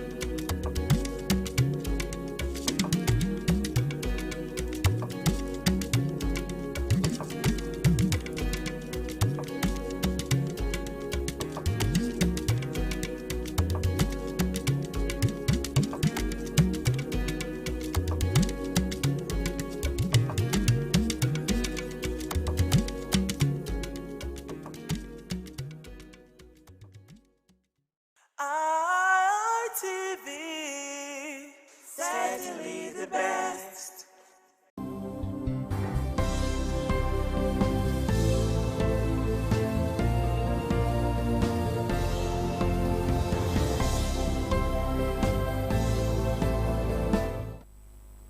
Hello everyone, thank you for joining us on the program Healthy Living. I'm Adesu Walsawage, and today on Healthy Living we want to look at geriatric care, which is a specialized health care focused on the need of older adults, usually that kind of sometimes 65, 70 thereabout. And the goal is to maximize their independence, because for some at that age, they begin to lose their independence. Some may lose their minds. Some may not recognize things anymore. Others will be bedridden. Others will be so troubled by a combination of ailments, illness, and all of that. And then we want to see how they can get quality life and manage multiple chronic conditions together and not in isolation. And we know that geriatric care often happen, it is a family thing usually, because we stay in the part of the world where families take care for the elderly in the family. They don't just go dump them in one healthcare center or the other, or one home like is commonly found in other climes. So here in our climb, we still take care of our elderly. But how do we take care of these our elderly people? How should we take care of them? Once one is getting aged, this fear of being maltreated begin to set in. Usually they say, okay, you are the first son, your mother should stay with you, or you are the first daughter, your mother should stay with you. Often time you see that when our elderly ones stay with their daughters, they usually get some quality care.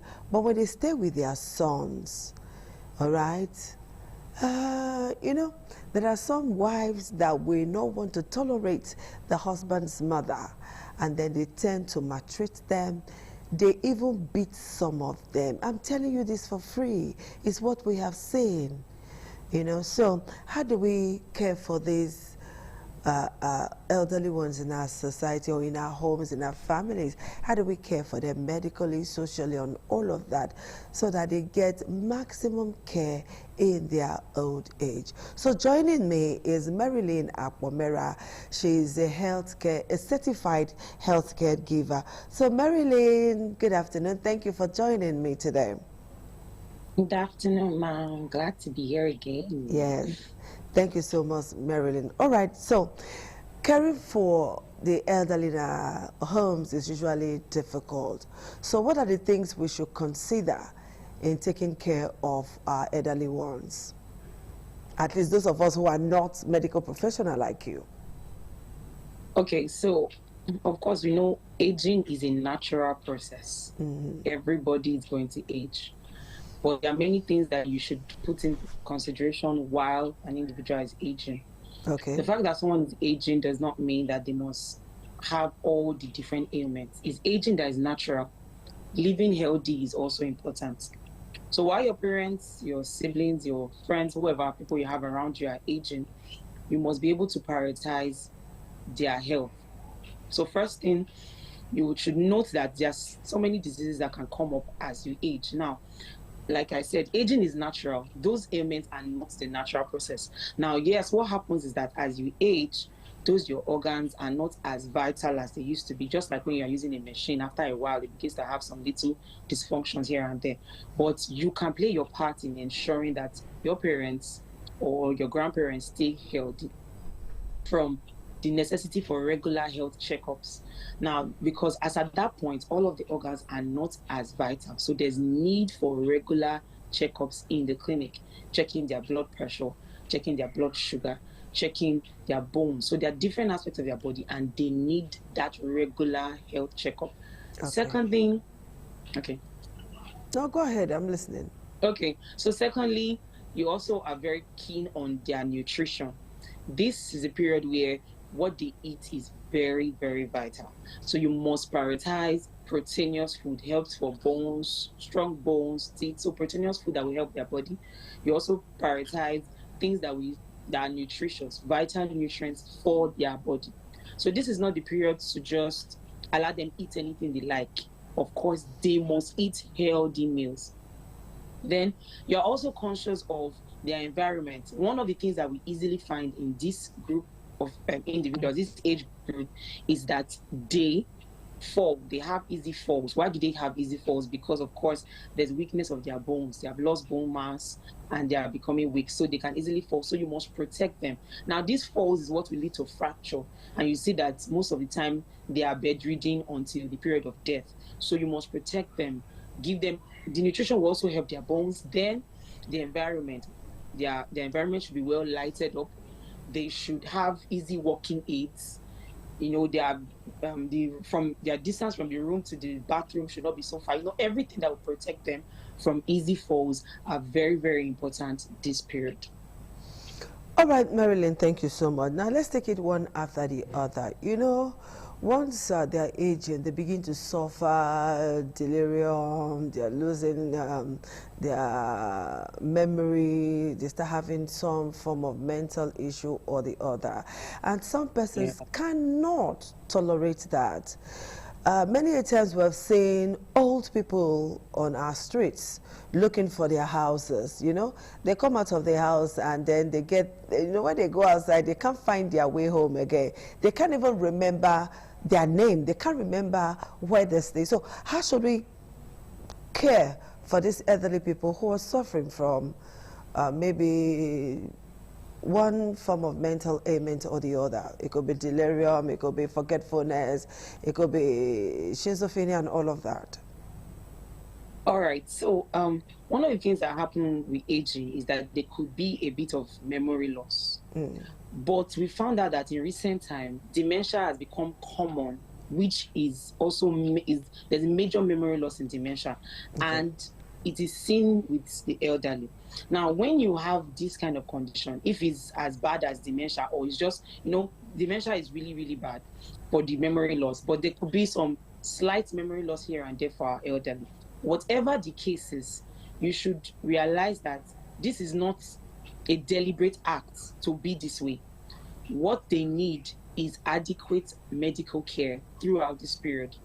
Now, what we see with dementia is that they begin to deteriorate more cognitive impairments, more memory losses that occur.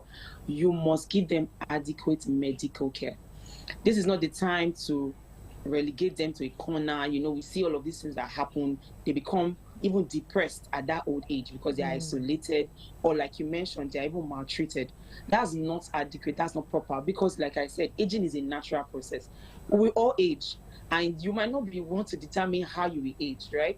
So you should give them proper medical care. Then, of course, be patient with them. There is a lot going on within their minds this period, so be very, very, very patient with them. Yes, it's tiring to repeat some things over and over again, and it looks like, are you not hearing me? But please be patient. Say the things that they asked you.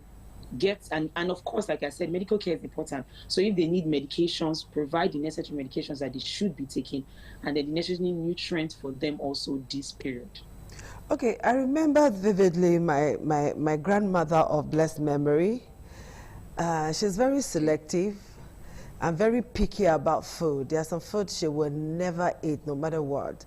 For food, she's okay, but when it comes to medication, oh my word, we need to, I don't know, it takes us like almost 2-3 hours to give my grandmother medication. So how do we go about giving them medication? Because some person will say, you know what, take medicine, I sabi, and then they just walk away. No patience, nothing. So talk to that person now who is watching and also having difficulty in administering medications to grandmother, grandfather, or aunt, somebody elderly at home. Please talk to us on the techniques to employ, because it gets to a point in life, they start acting up like children. I saw that firsthand. So. All right, of course, they start acting like babies. The cycle goes back. We started as a baby, you go back again. So yes, but this, like I mentioned just now, patience is important for them. Normally, nobody likes taking medication, and most times at this age, they have several medications they are taking, and they are taking it almost every day. And this is not what anybody normally likes. Nobody wants to just be taking medication every day. So you should understand that you, that is the caregiver, you should understand that it is not so convenient for an individual to be taking medication, even if it's just one every time. And they have several medications to take. So you would understand that first of all. Then how would you give them the medications? Now, there are different techniques, and I believe it's individual based. How would she like to be given this medication? Some of them will tell you, oh, wait, I'll take it when I finish eating, or I prefer it like this. So first of all, listen to them, because that, it doesn't matter. No. Listen to what do you want? Oh, I want it at this time. But you now explain to them. The doctor said you need to take this medication by this time, and this is why. Now, most times, what I have experienced is that with proper explanation, it helps a lot. Most of our family members are not so patient, because you know that this is your mom. You've known her all your life, so you don't know why you should be explaining many things to her. But you have to take your time to explain to her that, for example, this is a drug for your sugar. What is happening to your body is that your sugar is already high, and it can cause different complications. With this medicine, we can control it, and you can live longer for me and for your grandchildren. You know, bring them to that place of understanding that everybody is just showing them care. I know that you could be tired, you could be easily irritable, but just bring them to the understanding that they need this treatment, and it is for their own benefit. So it's usually what works is communication, and we find out that when you can really talk to them and get them, they would decide to take the medications. All right, is it true or a myth that it is not good to give injections to elderly people? Okay. Of course, there's no, that's not true. To give injections to elderly people, no, that is not true. We have patients that are in their 90s, and of course, so the route of administering a medication, the time is dependent on the kind of issue that the patient is having. Okay. If it's something that needs an immediate treatment, there will be need to give it. It could give it through the veins, it will give it through the muscles. Yes, during this age, there is loss of muscle mass, which is why people say, oh, don't give them. But you should also know that giving them, there's a technique to giving injections normally, but that you should not give at all because they are elderly. No. Most of those routes, intramuscularly, intravenously, that we like we normally say, is because we want quick response based on the medical condition of the patient. Okay. All right, Marilyn, you mentioned delirium and dementia. You know, they may look one and same. How can we, ordinary persons like us who have grandmothers, grandfather, people above 60, how can we recognize the one that is dementia and the one that is delirium? What we normally see is the deterioration that occurs, the differences. Most times you see how bad the deterioration gets to be with dementia and compared to the delirium. So that's just the easiest way to say it. There is a huge loss of memory. There is a almost total loss of functioning for the brain that we see from this dementia. Now that's just the easy way. But you know that it's not easy to have this kind of patients as your parents. You know, for us, you are seeing them as just a patient. But for you that is having them as your parents, we know that it is actually worse when you keep on seeing them deteriorate. But there is some support medically that can be provided, but most times there is no cure. So you just do your bidding to understand that these are these are the presentations that occur, and I will be managing them as they get older. Okay.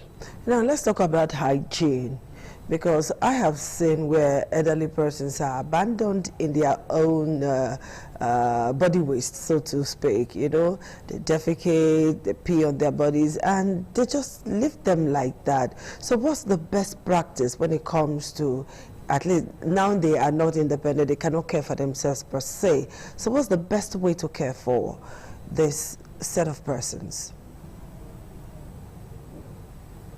The best way to care for them is the way you care for yourself. You will not want to be in the pool of your own pee. You will not want to be in the pool of your own poop. You will not want to be in a dirty environment. So if you would not like to be in that kind of environment, then there is no reason why you should leave them in that environment. Yes, some of them have medical conditions that make these things occur so often. But just like you know that there's nothing comfortable about being in dirt, you cannot also leave them in dirt. So as much as possible, clean, tidy, as regular as you should, as regular as you can.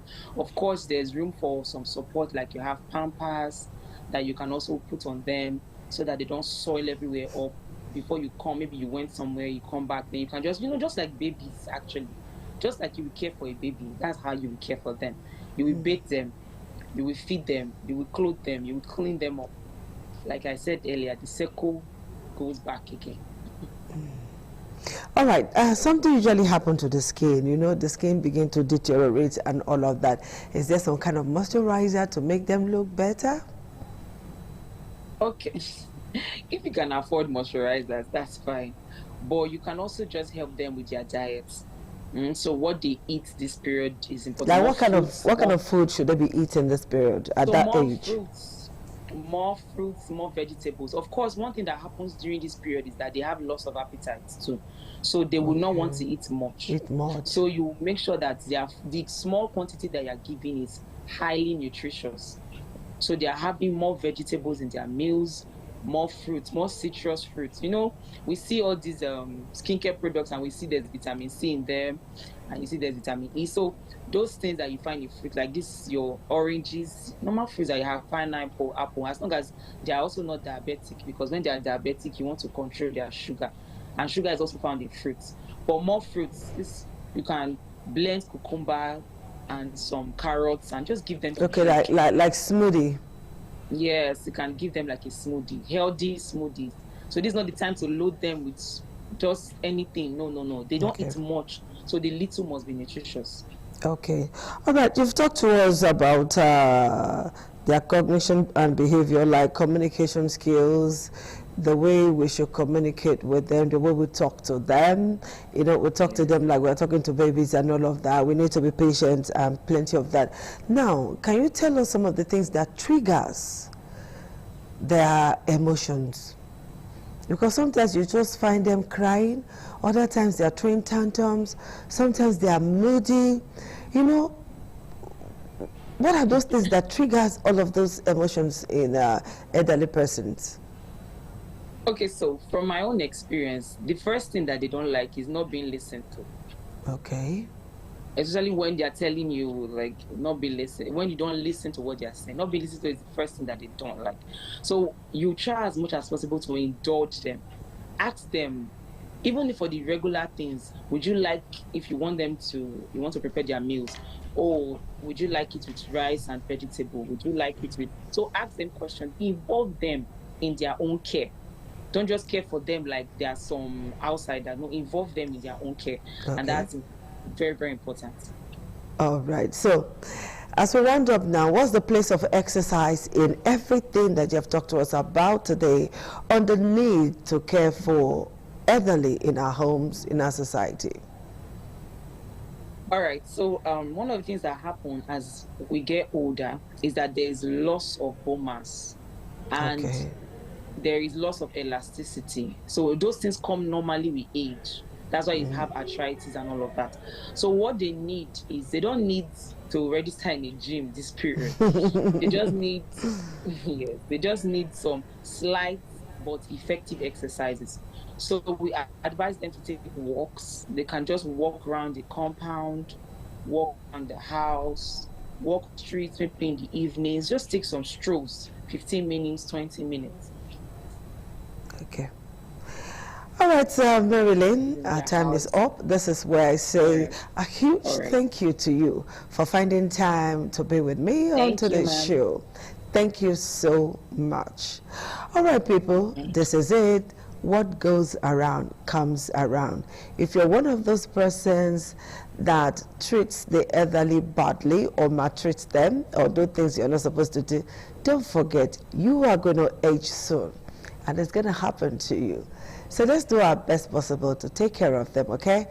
And let them have a good life, a healthy life, a decent life before they meet their maker. We'll see you again next week. Bye-bye.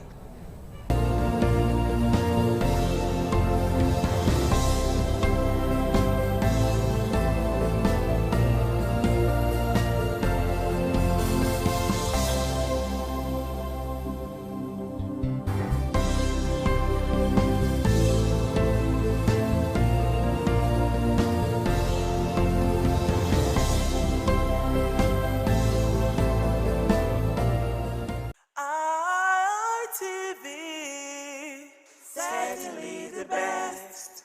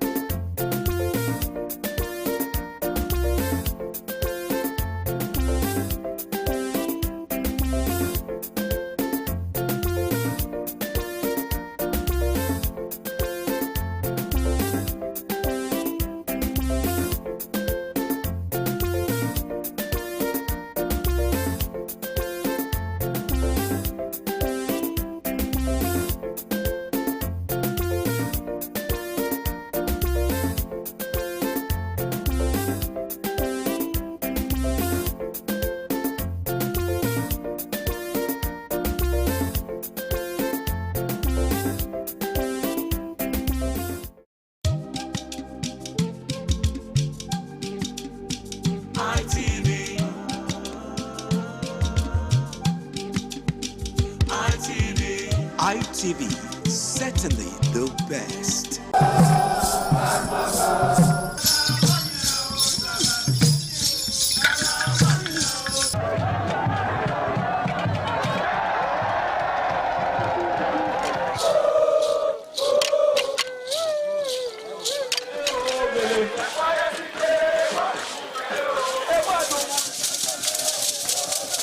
The Ekoko masquerades from Ute village, whose cult is connected with Obaeware and his mother, Elere, appear on this occasion to bless the Oba.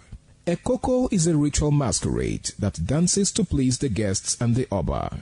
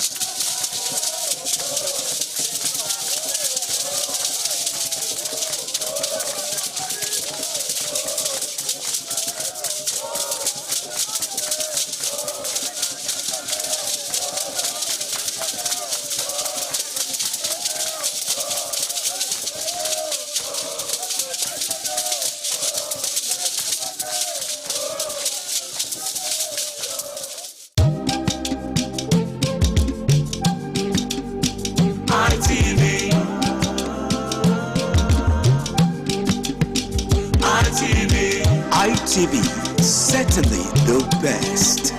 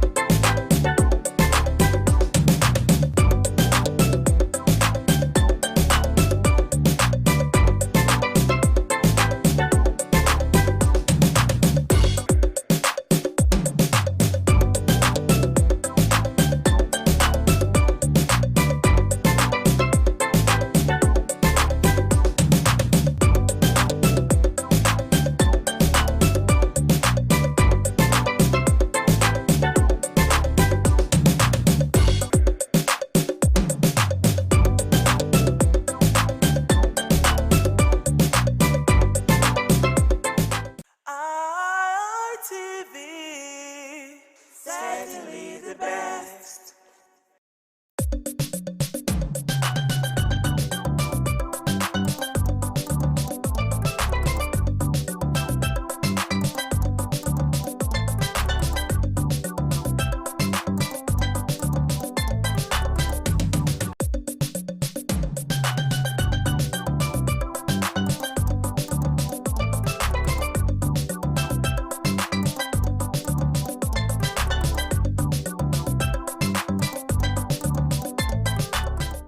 Viewers, again, we welcome you to Message of Islam, reaching you from Independent Television.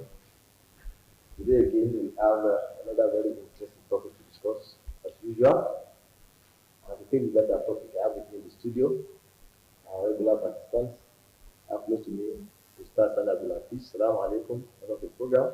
Alaikum assalam wa rahmatullahi wa barakatuh. Thank you. And Malam Muzdin Asumbu, assalamu alaikum. Welcome to the program. Wa alaikum salam wa rahmatullahi wa barakatuh. We have just finished the Eid al-Adha festival, the festival of sacrifice.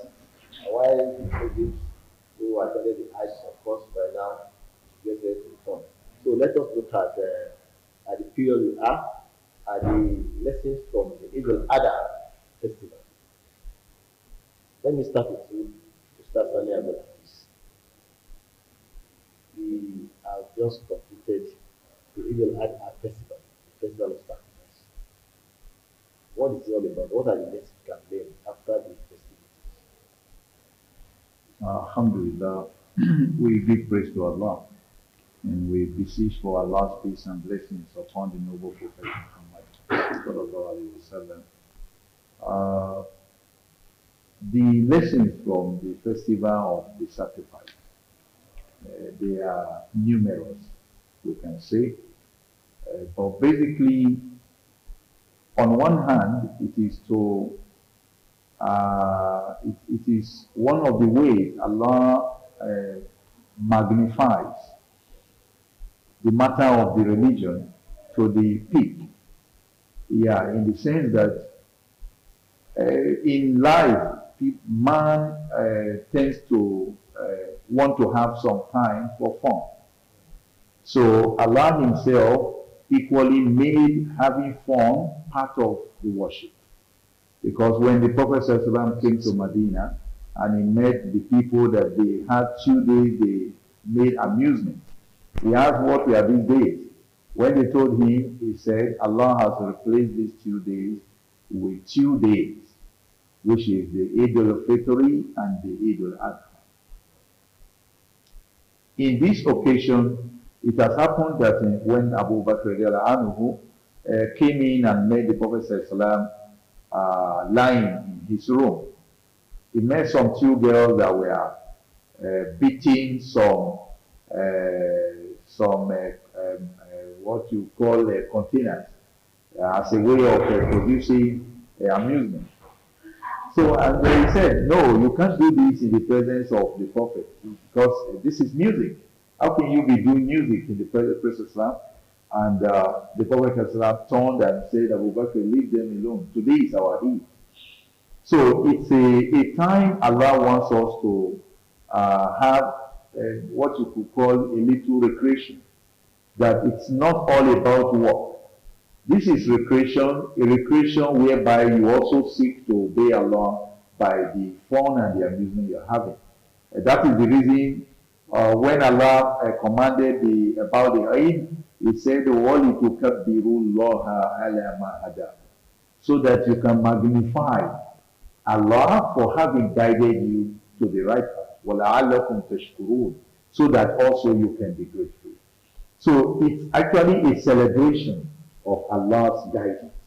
It's a celebration of faith, a celebration of obedience to Allah, a celebration of the virtues of Islam, as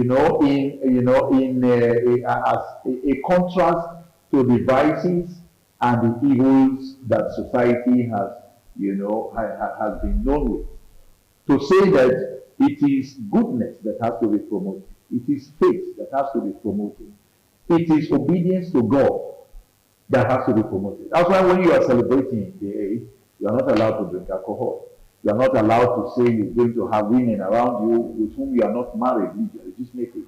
Okay? You can't just, engage yourself in the name of it's amusement, it's fun, it's a celebration. You can just do anything. No, everything is still within obedience to Allah. Even the meat that you slaughter, that you say that's the peak of the fun. Everybody wants to eat something from the ram, the cattle, the camel, whichever of them that we have slaughtered.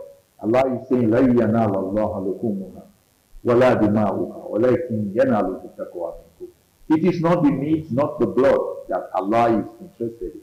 It is the piety of your heart, the purity, that reverence for Allah that you have in your heart for doing this sacrifice. This is what Allah is interested in. Thank you very much. Yes, we are still on the topic, lessons from the Eid al-Adha festival. So it's a celebration, and of course, the celebration is allowed in Islam, not just walk every now and then. I'm coming to you now, Now, unfortunately, we have news that is viral about the kidnap of some pupils from some schools. And within this festive period, this is still ongoing. Insecurity. We are talking of the obedience to God. We are talking of celebration and study. What can you say about this? Well, thank you. In the very first instance, the Eid Adha is simply an amplification of one's submission to Allah subhanahu wa ta'ala. There had been a fructifying relationship between Ibrahim alayhi salatu wasalam and his Lord, and that got deepened by that which ultimately led to the legislation that an animal be sacrificed on the 10th day of Zul Hajj. Whereas, like my brother had described, it is fun, it is called celebration, it is one that goes beyond just celebration, because beyond the celebration, it is quantified by a spiritual consciousness that translates it into an imperative of action. And once that consciousness is there, the act of barbarism that you speak about, which characterizes the forceful taking of someone, or whatever the individual has, for whatever reason, to tyrannize an individual, to browbeat individuals to do what they ordinarily would not have wanted to do, are a direct reflection of the absence of this relationship which was supposed to have been developed, that was there between Ibrahim wasalam and his maker. And so when you find an individual who does this, it tells you by how much is luxated from the essence of being. Because it will take one who has a fructifying, a relationship with its maker, to become appreciative of what you refer to as the otherness. In other words, the individual would not bring pains where he is not able, for example, to ameliorate a situation that would ordinarily have brought pain. He will do nothing to accentuate the tenuity of that individual snapping out of such a situation. And so when you forcefully take people for whatever reason, there can be no justificatory basis for doing that, but whatever reason you think you have is the most heinous crime that an individual can commit. But that it has happened, and there is an attitude, unfortunately, of insouciance on the part of those who in the very first place should have made it not to happen, but who are still on sabbatical in spite of the fact that it had happened, becoming indifferent, supercilious towards the harrowing experience those who have been in captivity are going through, tells you by how much we have missed what the lesson we are supposed to derive from Ibrahim alayhi's experience with his maker, which culminated in the instruction that you sacrifice a ram. When we come to you again, start analyzing at this, a total of sacrifice. And is there any reward for sacrifice? Can you please tell us this about the reward you get in English period, starting from passing on other parts which are past, and the sacrifice of animal itself, and the reward you get for the submission of the animal. Now, link it up with paradise. How does paradise look like?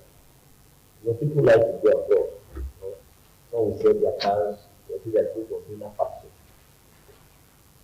Now, the Hajj, the Eid, and everything that are prescribed for us to do within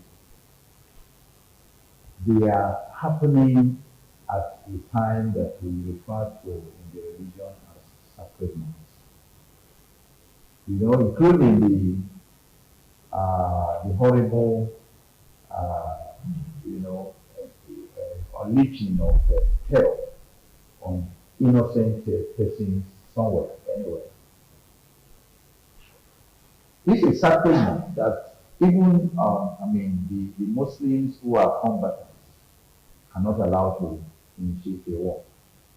So you now talk about people going, stooping so low to say that they are now taking to hostage, so to say, innocent teenagers, for what reason, you could ask. Now, so the reward for sacrifice, Allah subhanahu wa ta'ala puts it simple. It is Jannah. It is paradise. The one who goes on Hajj and performs the rites correctly, the way they were supposed to do, what we refer to as Hajj Mabrur, the virtuous Hajj.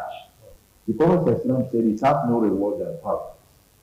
The one who comes back from Hajj, the Prophet ﷺ says, when they have done this Hajj correctly, they return to their home like the day their mother gave back to them. It's a cleansing time. It's a time where a person, removes himself from sin. The Prophet ﷺ says, there is no day that Allah emancipates people from the fire with such a great number as the day of Arafah. The day of Arafah, the Prophet ﷺ says, anyone who observes the fast of the day of Arafah, the sin of a year before and the year ahead will be forgiven to this person. So, it's a time to maximize gains. The Prophet ﷺ says, in the first 10 days of the Hijjah, any good deed anybody does attracts such a reward that is not attracted by any good deed you do outside outside this time within the whole year. To the extent he was asked, not even the jihad, he said not even jihad, unless for a man who goes with his life and his property and never came back with anything. Sacrifice is the price most of the time that has to be paid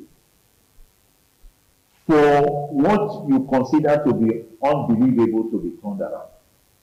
If you say you want to, for example, turn Nigeria around for the people to experience what we call a breath of fresh air, at least, return Nigeria to something better, it's going to take a lot of sacrifice from us.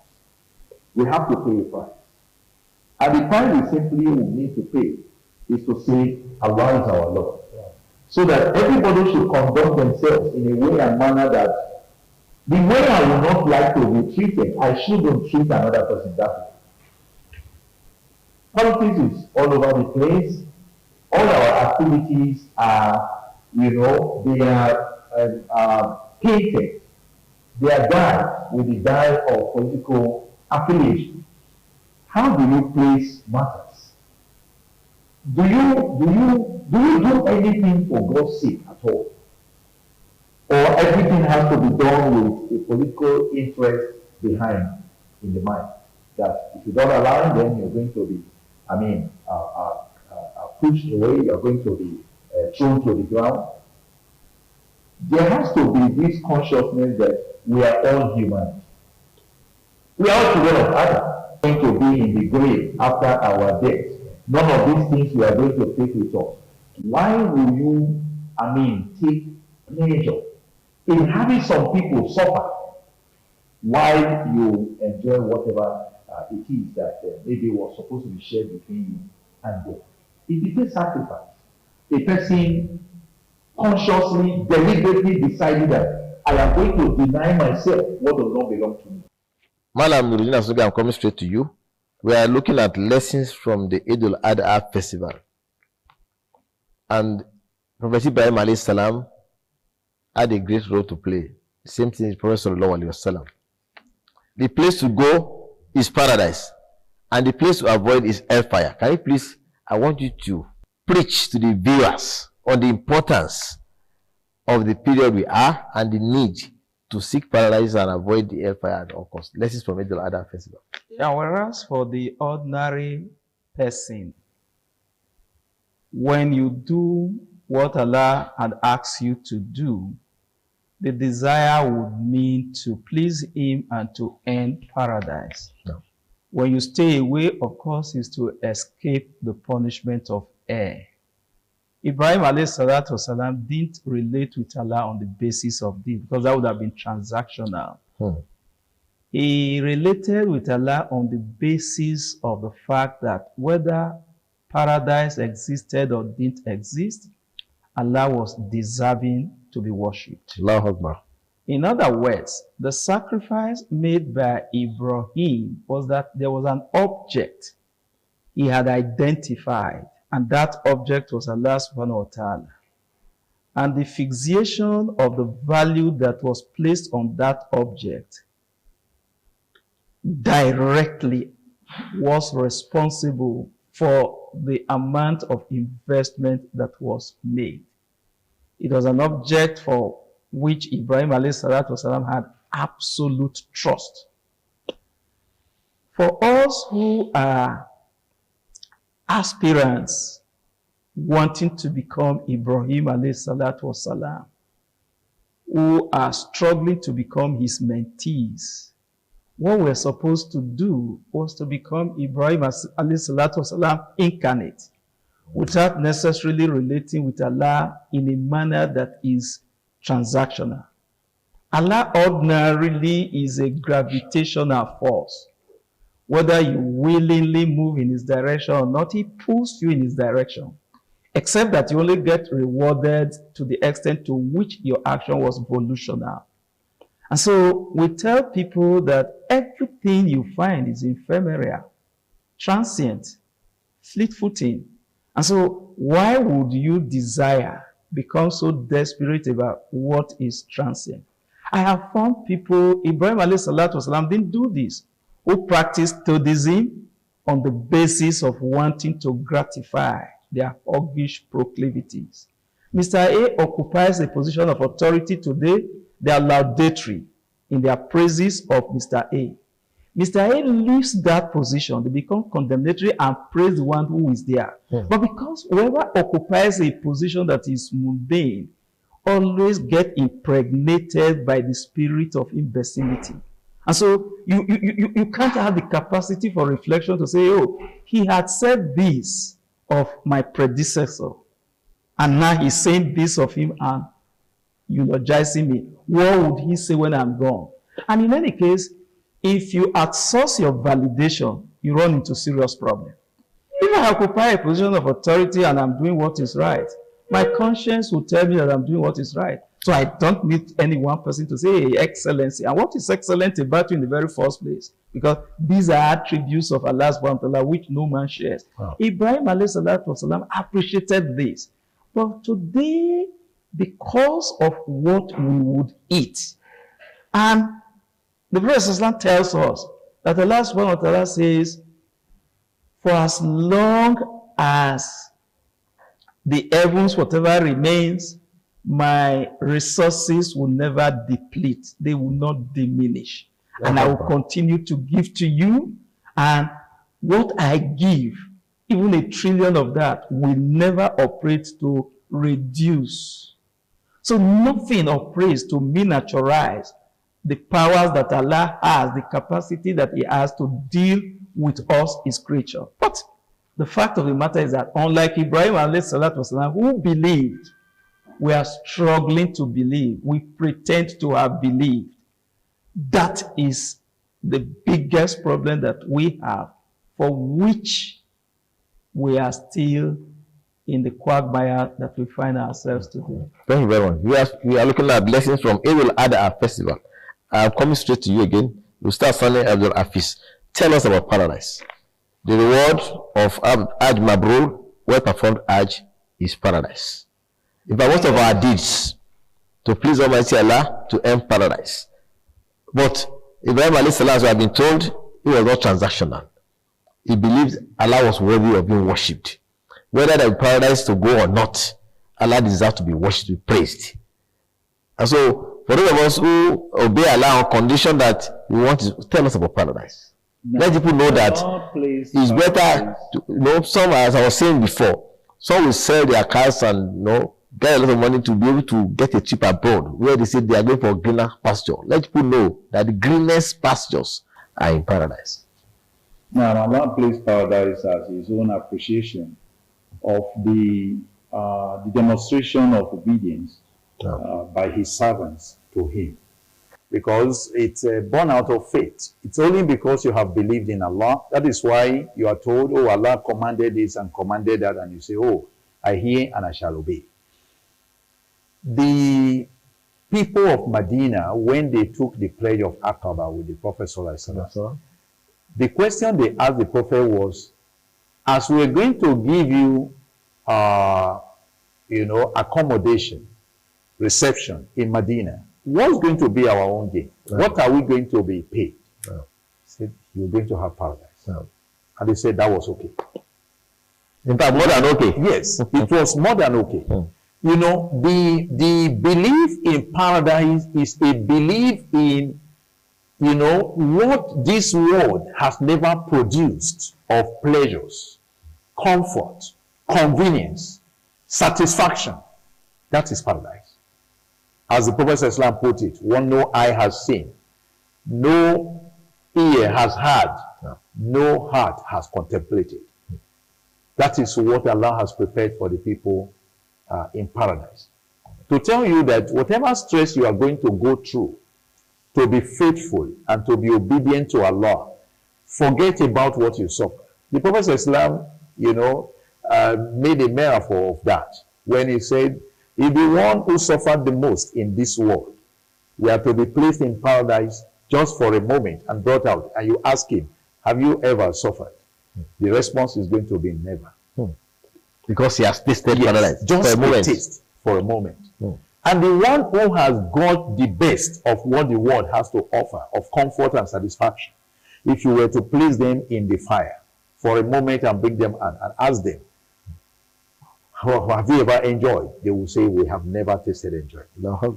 The Prophet ﷺ, he gave the idea of paradise that if the world and everything it contains were to be of the value of the wing of a mosquito, no disbeliever in God would have tasted it.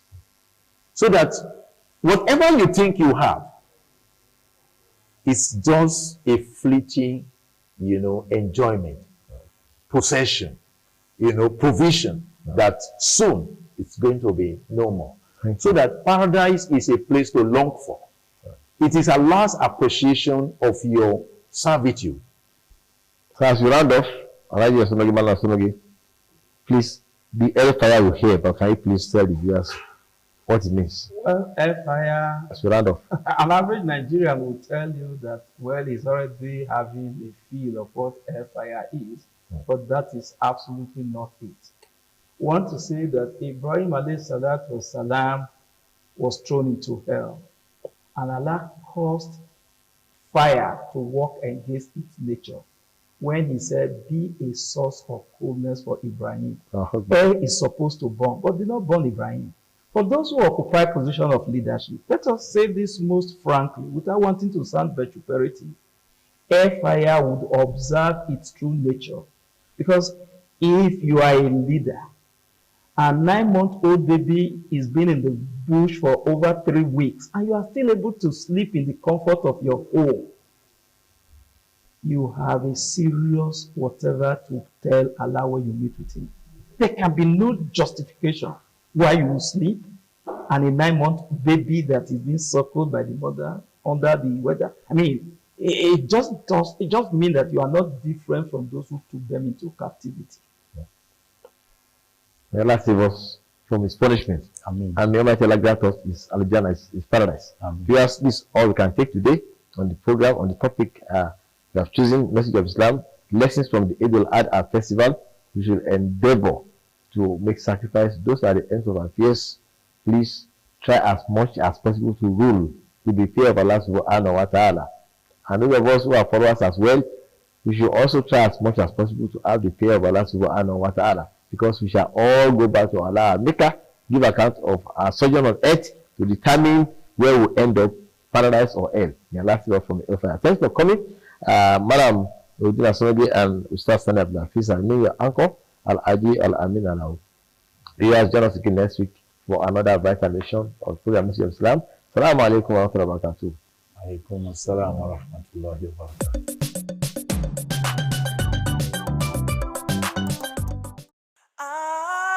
ITV, certainly the best.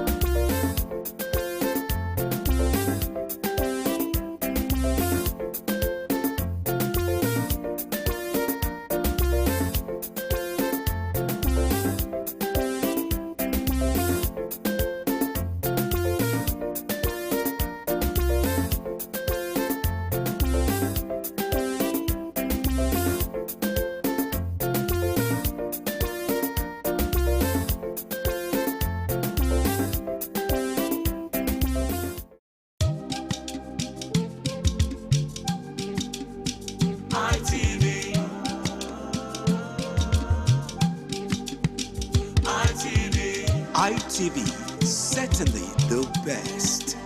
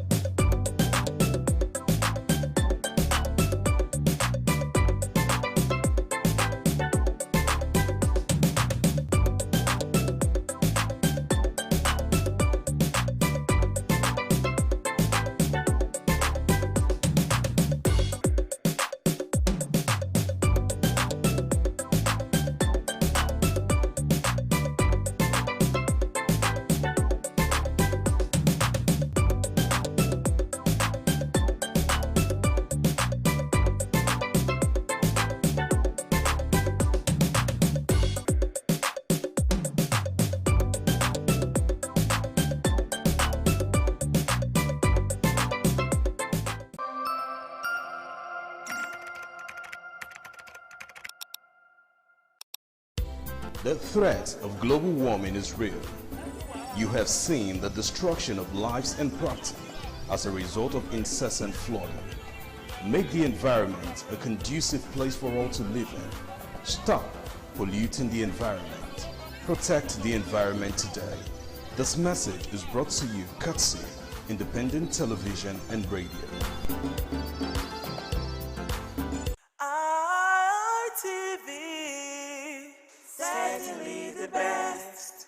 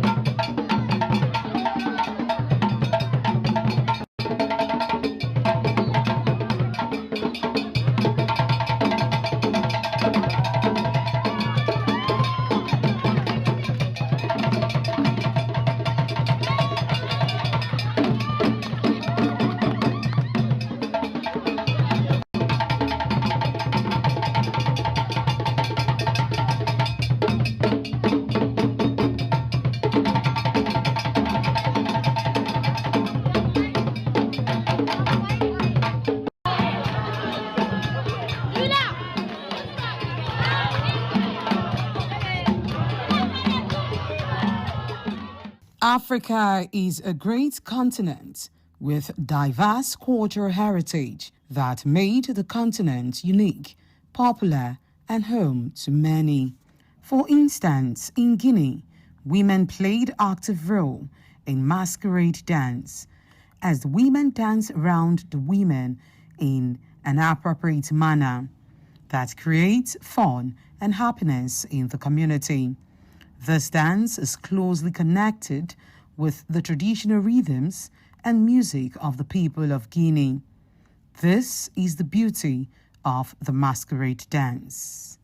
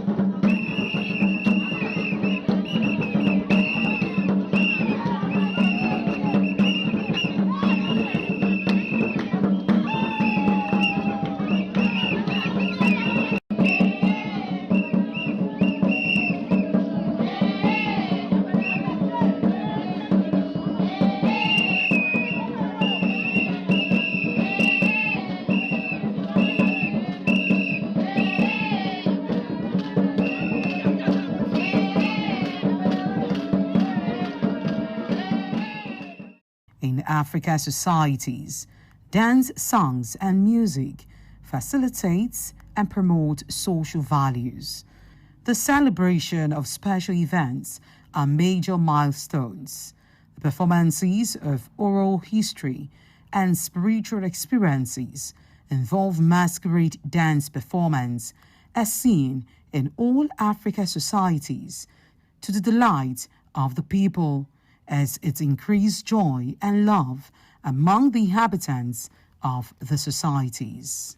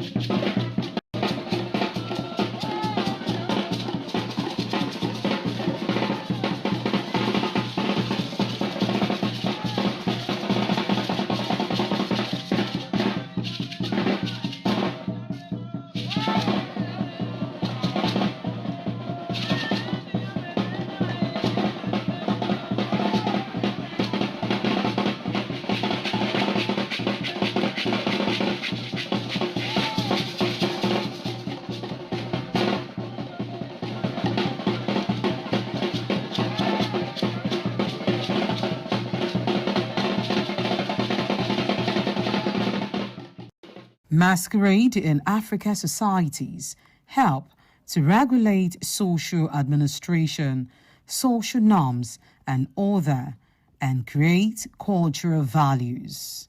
A move round African communities reveal one unique thing, that is, African dance uses concepts of polo rhythm and total body movement.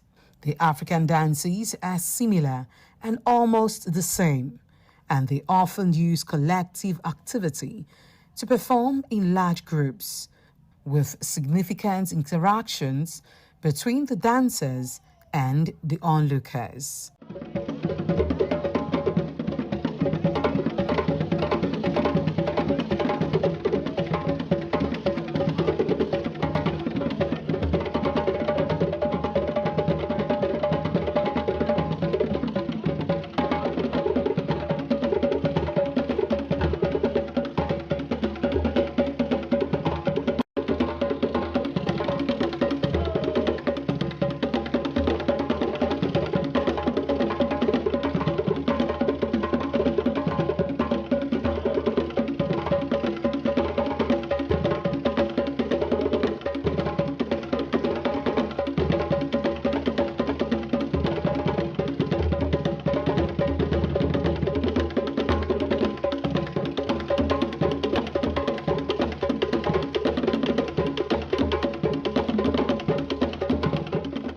In Africa, traditional dances are collectively expressing the values and desires of the community.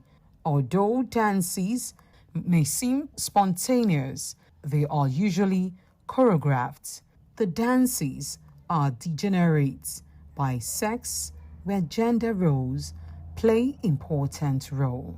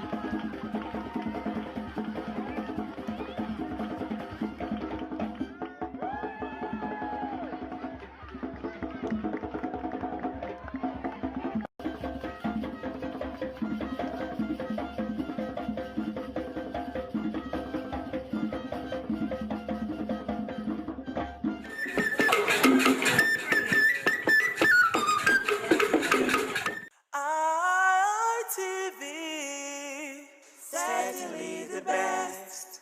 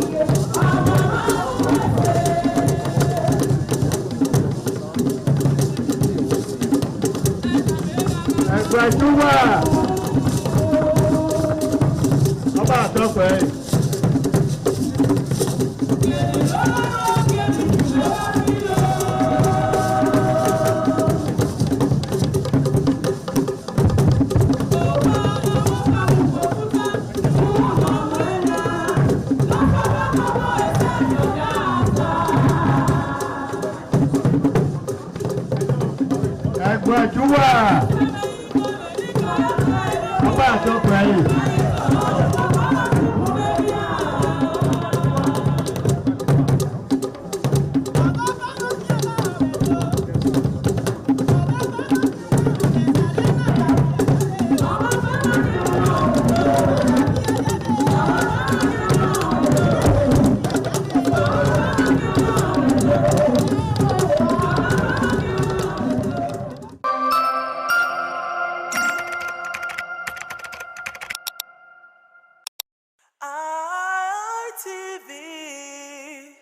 certainly the best.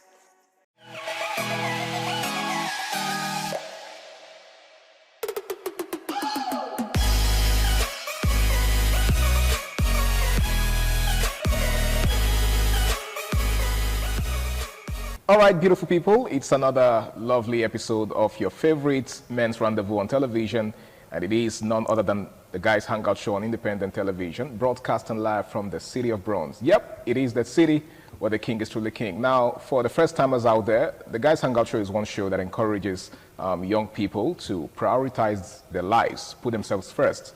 You know, we live in a society where little or no attention is given to the needs of men. Why is that? Only God knows. But hey, if you don't put yourself first, who's going to put you first? So that's basically what this show exists for, okay? So we encourage young men, basically, you know, to prioritize themselves and prioritize their needs.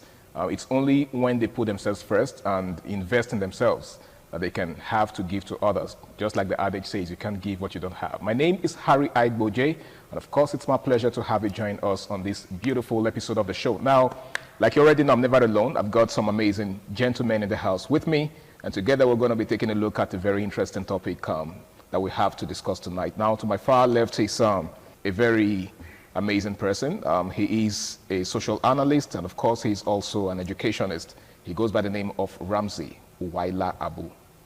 Good to have you, Ramsey. Thank you very much, Mr. Harry.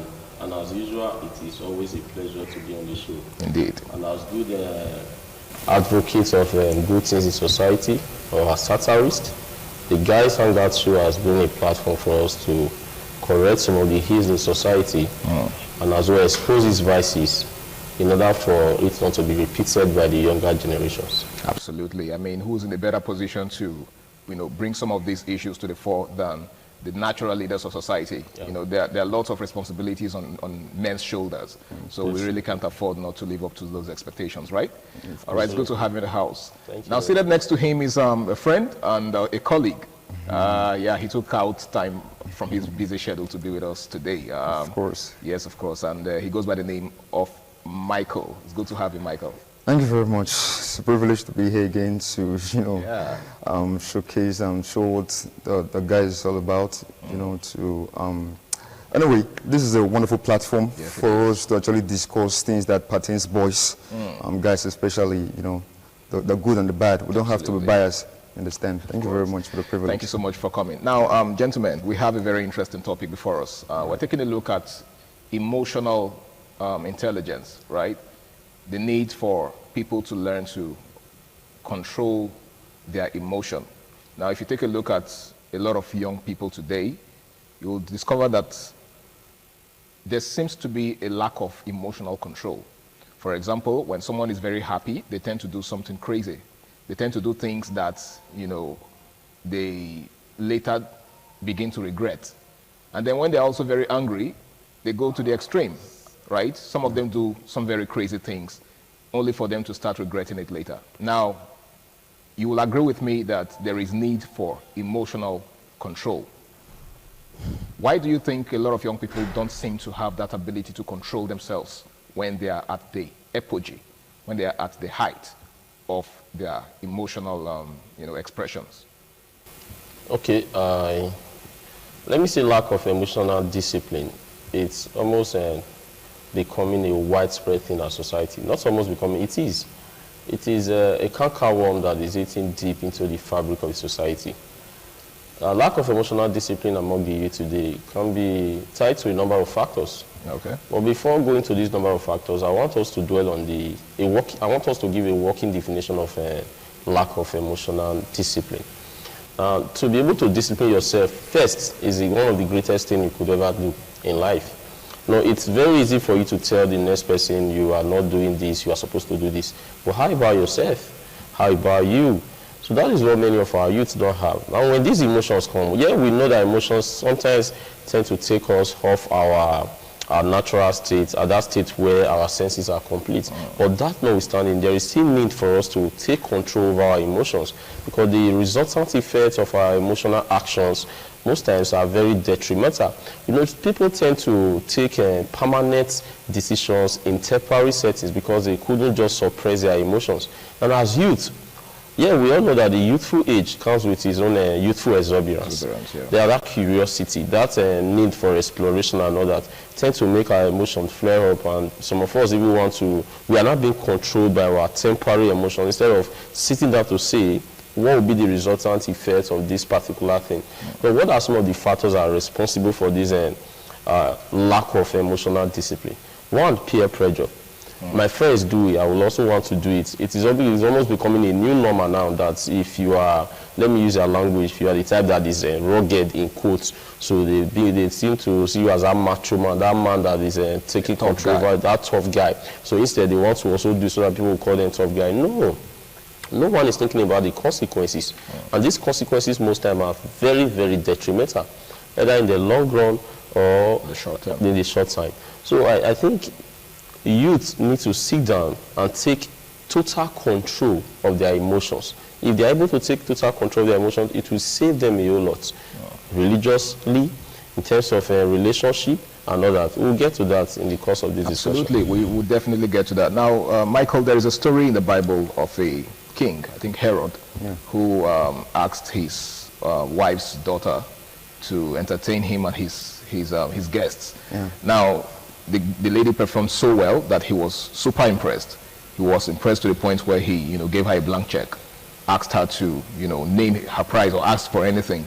And then we all know how that story went. The lady asked for the head of John the Baptist, and the rest, they say, is history. Now, that was at the height of the man's excitement, right? And that's a case in point, as far as this discourse is concerned. The fact that some men, particularly, we're actually looking at this as it affects us men, because, a lot of things go wrong when a man loses his emotion. We're not trying to, give exceptions for other people or other classes of society, women and children. But, men are supposed to be in charge. Of course. Right? They're supposed to be at the helm of affairs. And then imagine what happens when someone who's supposed to be at the helm of affairs loses control, like in the case of Herod. And we all, like I said, we all know how that story went. Of course. Why do you think some men lose it in the height of excitement? All right. Sometimes we let our emotions get the better part of us. And we need to do things that we're not supposed to do. Okay. Understand? So when a society whereby my colleague just said that this exuberance, cloud of memories, cloud of memories and everything, you get. So right now, when some persons are in a kind of state, it's better for you to calm down, all right? Better for you to calm down and think. We shouldn't. Some will even recommend that you take a deep breath. Of course, just take a deep breath. You understand? Sometimes if I can make should I say, salacious allusion, when some men are in this, what should I put it now? This ecstasy. They tend to make rash decisions, and because of that ecstasy, something that they can't actually do.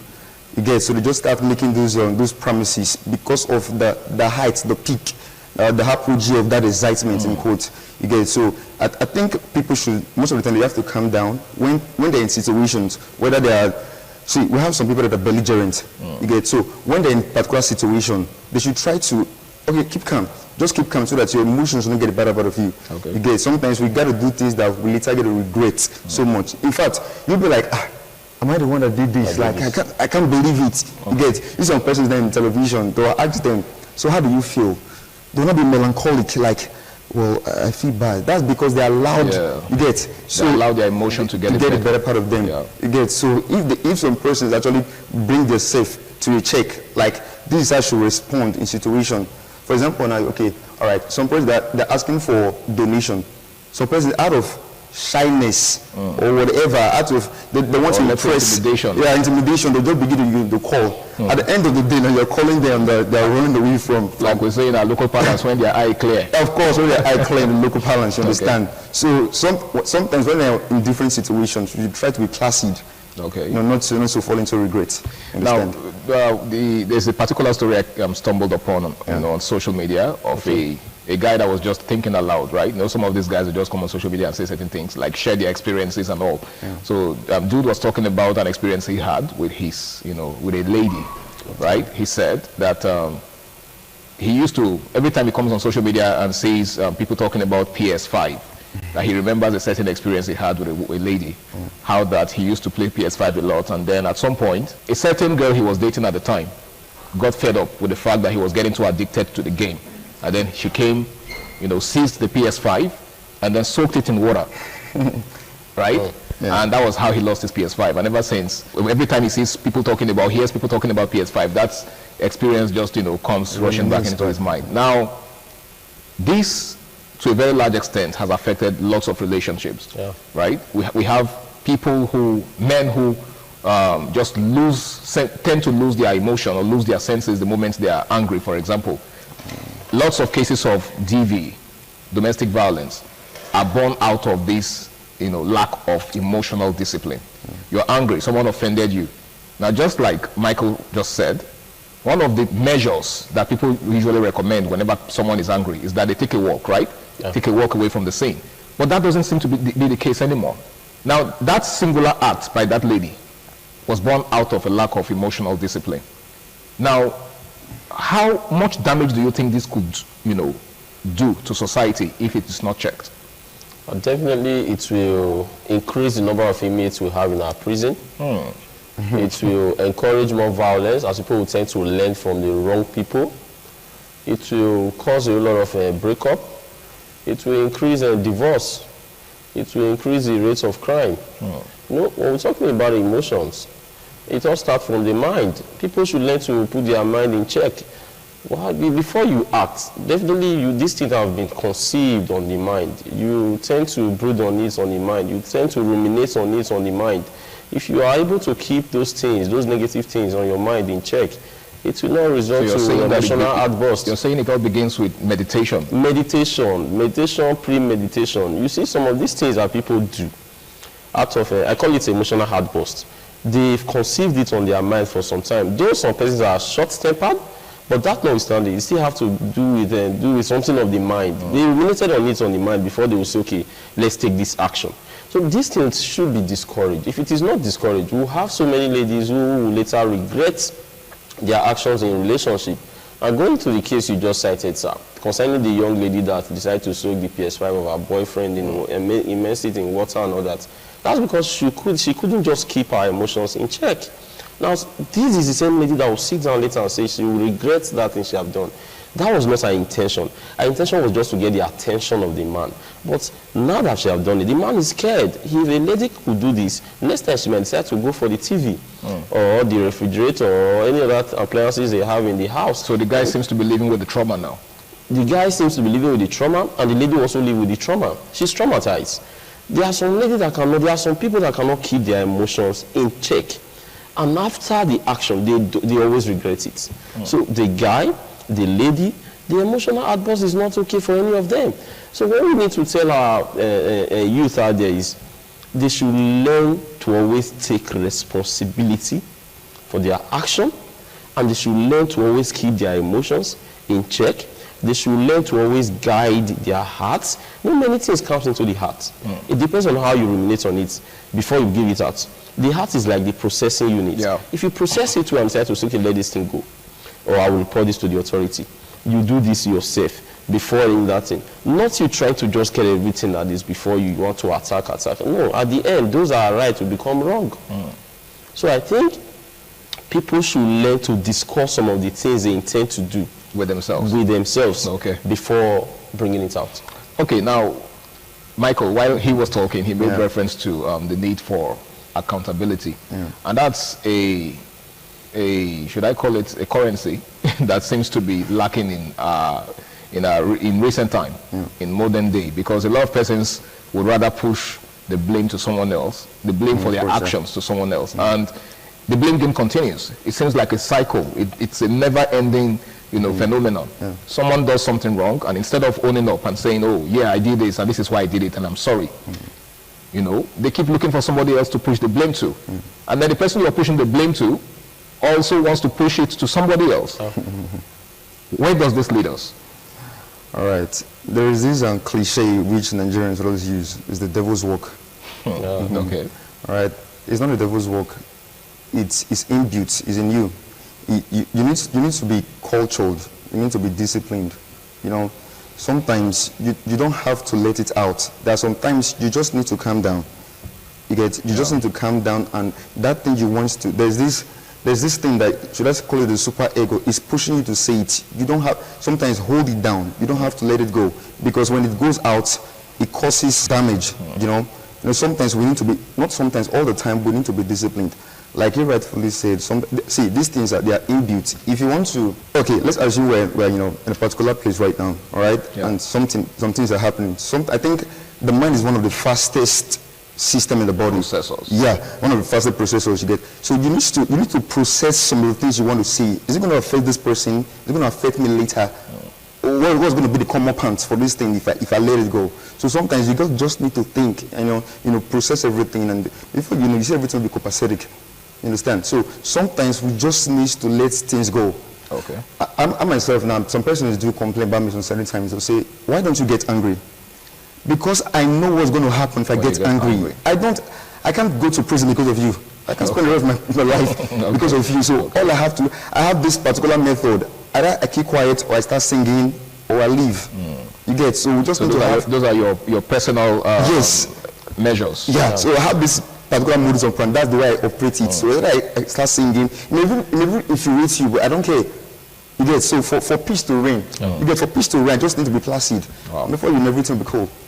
All right, guys, in case you're just joining us, it's still the Guys Hangout Show on Independent Television. And tonight we're taking a look at the need for emotional discipline. Now, emotional discipline seems to be lacking in our day, because a lot of persons just allow themselves go when they are at the height of their emotional expression. There's absolutely nothing wrong in, being yourself and expressing yourself. But, it's very important that you learn to put a check on your emotion. Else you do things that you will regret, either good or bad. Now, Ramsey, let's take a look at the attendance effect of these things, right? Now, while Michael was talking, he made reference to the fact that sometimes the effects of these things are long-term. Yeah, they are. And so, for example, the things you say cannot be taken back. Words are like eggs, and when broken, you can't retrieve them. And that is why you must mind your words, you must mind your actions. You must not throw stones at every dog that barks at you. A man that is focused will not always want to attend to distractions. Some of these things these people do, they are distractions. If you are on the moving bicycle, then there is no need to stop. Have you seen anybody that is sleeping on a bicycle? Of course not. No, if you want to get to your destination, you keep moving. Yeah. Now, definitely the people will get on your nerves. People will want to say things that will distract you. But like I always told my students, you don't throw stones at every dog that barks at you. That is a way of keeping your emotions intact. Now, you see, the effects of emotional outburst, most times they outweighs the benefit of it. So if you check some of the things that you will do when you get angry, then you keep your anger in check. And let's not forget, anger is just a letter different from danger. If a man is very hungry, it will lead the man to a dangerous place that the man did not even expect. So with that, I expect everyone these days to say, I won't get angry. Instead, I will report to the authority, or I will do this later. You must sit here and start looking at the resultant effects of what this thing will be. A wise man once told me, he said, we know how fight starts, but we don't know how it ends. Yeah. So if you know you don't know how a fight is going to end, then just fight, just start the fight. Start the fight, okay. So it's time for us to sit down and say, this is not the time we allow emotions to get over us. Rather, this is the time for us to keep our emotions in check. And most times you find out that you will be very happy later if you are able to keep your emotions in check. Because when you see the resultant effect of most things that will occur when you are not keeping your emotions in check, you find out that it's so detrimental. It outweighs the positive aspect of it. So I think it's always good for us to control our emotions and don't allow our emotions to control us. Like I said before, when you see people that are taking permanent decisions in temporary situations, you know that they are not able to keep their emotions in check. Now, there's a school of thought that it's better to express yourself than to allow your emotions to accumulate. Because when you allow that to happen, it will get to a certain point where, there will be an explosion. And once that explosion takes place, a lot of things go wrong. Do you share that opinion? Yeah.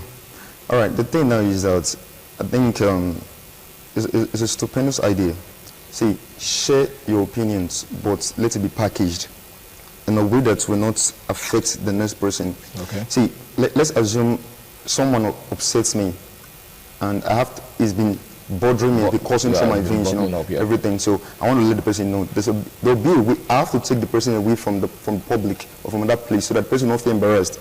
And I'll take the person to a particular place and start first. See, you need to make the person feel calm first, compliment the person first, and then start making your own complaints. Okay. In that, using that modus operandi, it will make the person feel guilty. Like, oh, I'm so sorry. But if you come in a bellicose manner, just in a hostile manner, just be shouting and everything, it deteriorates everything. So there should be a particular way, like I said, the packaging. Just call the person to a particular place. At least the person should be reasonable enough to know, okay, for you to even bring this thing to my table, I think let us solve it. You get, if the person keeps talking and make everything worse, you can tell the person, okay, I've said what I have to say, and well, to God, I've already done my part and done my level best, and you take off. So it doesn't just develop a particular pattern that will not make things worse. Okay. Rather make things, ameliorate things. Okay. You get, so it's just be the way you think. All right, Ramsey, what you just said borders on manner of approach. Yeah. Do you share that thought? Yes, another angle to this particular issue is that there are some things that are better left unsaid. Unsaid, okay. Maybe instead of saying it and before you know it creates rancor, state of aggy-baggy, chaos and all that. But then, what you say and how you say it are two different things. You can decide to say something bad in a very good manner, in a way that the person you are talking to will not even know this thing is as bad as that. So if you must express yourself in order not to add fuel to fire, you must learn to put words in order. When a child said, "Mommy, if you are my mother, you shouldn't have allowed Mama Nkechi to beat me like this. I never knew someone can beat me." The child is using words to manipulate his mother. Another person will say, "Okay, Mommy, this is what happened." Okay. So how you say it and what you are going to say matters a lot. But I think if you must express yourself, put all your skills and dexterity, your communicative skills to how you are going to put that message across. It will help settle the dust. All right, thank you so much, Ramsey. Now, on the final note, because time is actually fast spent, what's your advice for people out there who always tend to think after they've acted? Right? There are people like that. Of course. Whereas the normal procedure is to think before acting. But there are people who only begin to think after they've done certain things. What's your advice for such people? Yeah, some persons should develop this habit of packaging themselves to the extent that they don't have to regret their actions. Before you just blow off, think about what is this my outburst going to cause for me and for the person. What is going to be the end result? Okay. Just have to calm down sometimes. You see, the mind is very, very delicate. It can traumatize you. After you've hurt someone with your words, it can come back like a boomerang. It can boomerang, come back to you. You may never believe. You may not even sleep because of what you've said. You are thinking of. So it's your conscience that's not helping you. Yeah, of course. You just need to think like, okay, how will you feel somebody tells you this particular thing you're saying? Shoes, okay. So you just need to just calm down. All right. Most of the time now, I believe to think like. This what I say to this person, let me edit it. Okay. Like I just send somebody a message. Sometimes it's too late to even edit. Of course, it's too late. You get. So sometimes I just throw my advice and be like, okay, I'm so sorry about that. All right, thank you. Ramsey, you said something about, I know on the final note though, I know you already said something about discussing some of these things with yourself first. Yeah, so would that be your final word on this? Yeah, everyone out there should learn to be in total control of their personality in all ramification. Okay. Don't throw stones at every dog that barks at you. Keep moving and be focused. All right, gentlemen, I want to say a big thank you for taking our time to be with me on tonight's edition of the show. You guys made it a success, and I really do appreciate it. Thank you very much. And I hope that the next time I call upon you, you will be able to oblige me. Absolutely. Thank you so much. Now, it's been the Guys Hangout Show on Independent Television, broadcasting live from the city of Bronx. And tonight, we've been talking about the need for emotional discipline. Now, it's very, very important that you learn to control yourself. There is absolutely nothing wrong in expressing yourself. It's why you're human, right? But it's also very important that you learn to put a check on yourself, just so you don't do things that you'll regret. Nobody wants to regret their actions. It's never a good thing, okay? So it's very important that you learn to put your emotions in check. My name is Harry Igboje, and until I come your way again, same time, same station next week, this is me saying, stay out of trouble and enjoy the rest of your night. Bye for now.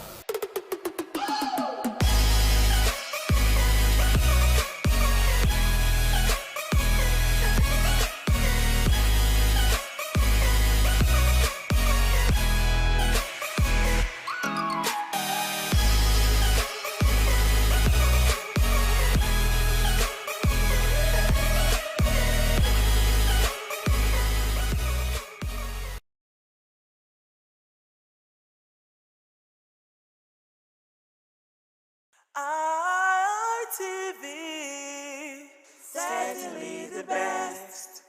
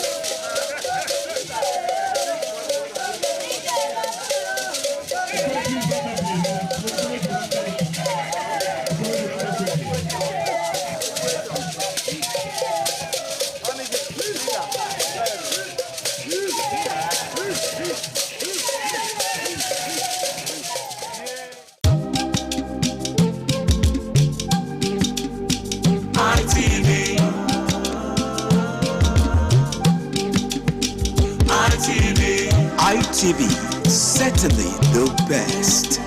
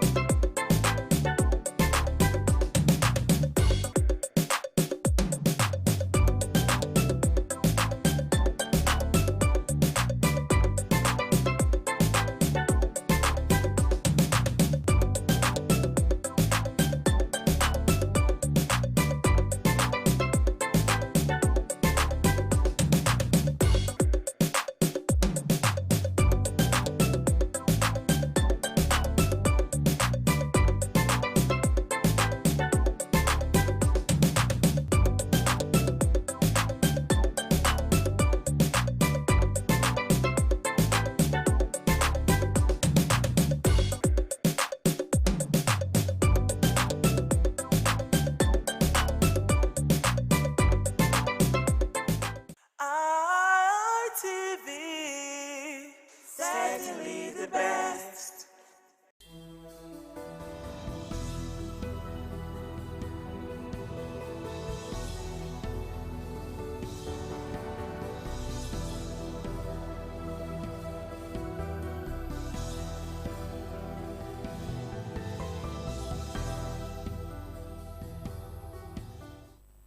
Hello there, many thanks for joining us on Politics Today on independent television and radio. And that's because it's a simulcast. Sonny Duke, of course, your host on the program. But let's quickly look at some of the trending stories and the political scene. 14 political parties will be slugging it out today for who takes the governorship seat in Ekiti State for the next 4 years. The 2026 Ekiti State governorship election will hold across the state's 16 local government areas, with more than 1 million registered voters expected to decide whether Governor Abiodun Oyebanji secures a second term or a new leader emerges. With 1.02 million registered voters across 2,445 polling units.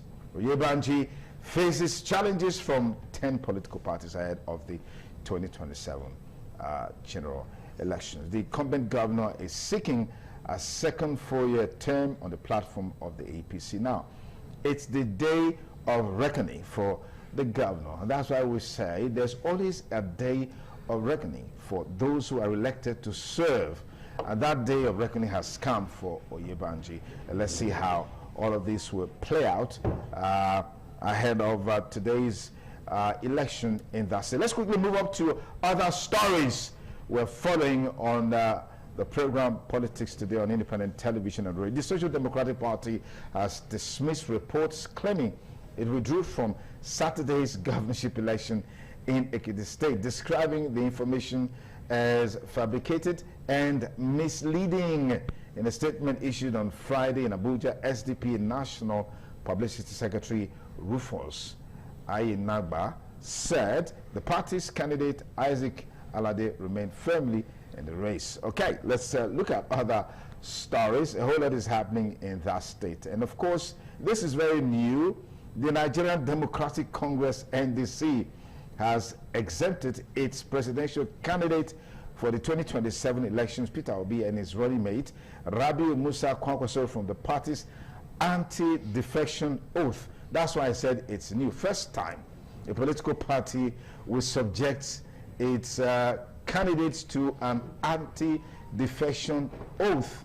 According to the NDC Secretary Ikenna Enekwezu, the anti-defection affidavit applies only to the party's candidates for the National Assembly and state houses of assembly position. Recall that this is the reason why the Labour Party is literally not in existence today. All members of House of Assembly, House of Representatives, and of course the Senate, they've since defected to other political parties, citing one excuse or the other. Perhaps the NDC is just being precautionary and they're looking ahead to take this decision. Okay, let's look at other story ahead of the 2027 election. Former governorship aspirant of the Nigerian Democratic Congress, NDC, Philip Johnson, has resigned from the party, alleging that the governorship primary election in Taraba State was manipulated against him. In a resignation letter addressed to the Taraba State NDC chairman, Johnson claimed that he legitimately won the party's governorship primary election conducted across the state's 16 local government areas, but was later denied victory through what he described as an alteration of the result. This is one story, one issue that characterized the days of the PDP and even the APC. We are seeing it rearing its head in the NDC allegedly, and of course the ADC as it were. Anyways, we'll go straight to our major talking point on the show. We wish the people of Ekiti State a good outing in the governorship election, which is already in progress. Voting is in progress, and we really haven't heard anything that is on toward. 16 local government areas will be deciding the fate of the incumbent governor and others. As we speak, accreditation and voting has commenced in parts of the state this morning, with elderly and young voters among those participating in the electoral process. That's the update from Ekiti State, and we hope that these ones are not there just to collect the money and vote, but they will vote their minds and their conscience. We're back in the studio now to meet our panelists. I almost called him Chief Roy Orivabo, but it's coming Roy Orivabo, political analyst. Good to have you on the show today. Thank you for having me. And I heard today is your birthday. Happy birthday. The records are there. Today's my birthday.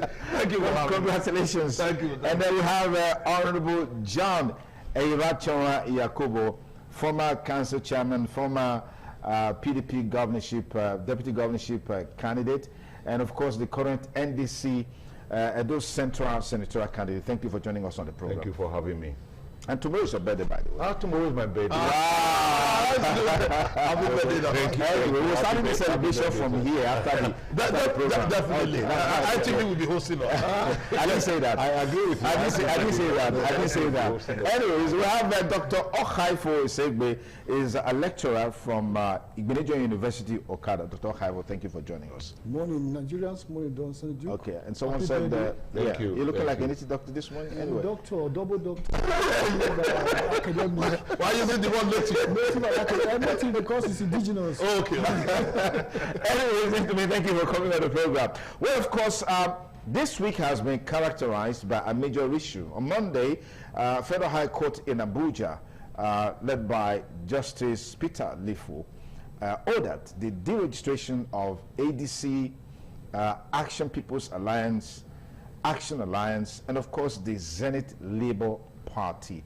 And that attracted a lot of reaction, but later on we also heard that an appeal court has given a stay of execution order on that judgment. But what is the implication of all of these for the 2027?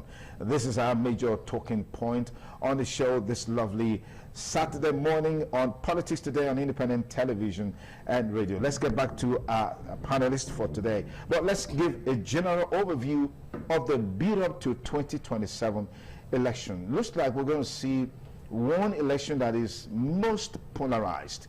And what we have so far, we have a lot of presidential candidates from the south, close to maybe 7 or 10 or thereabout, and we have just one in the north.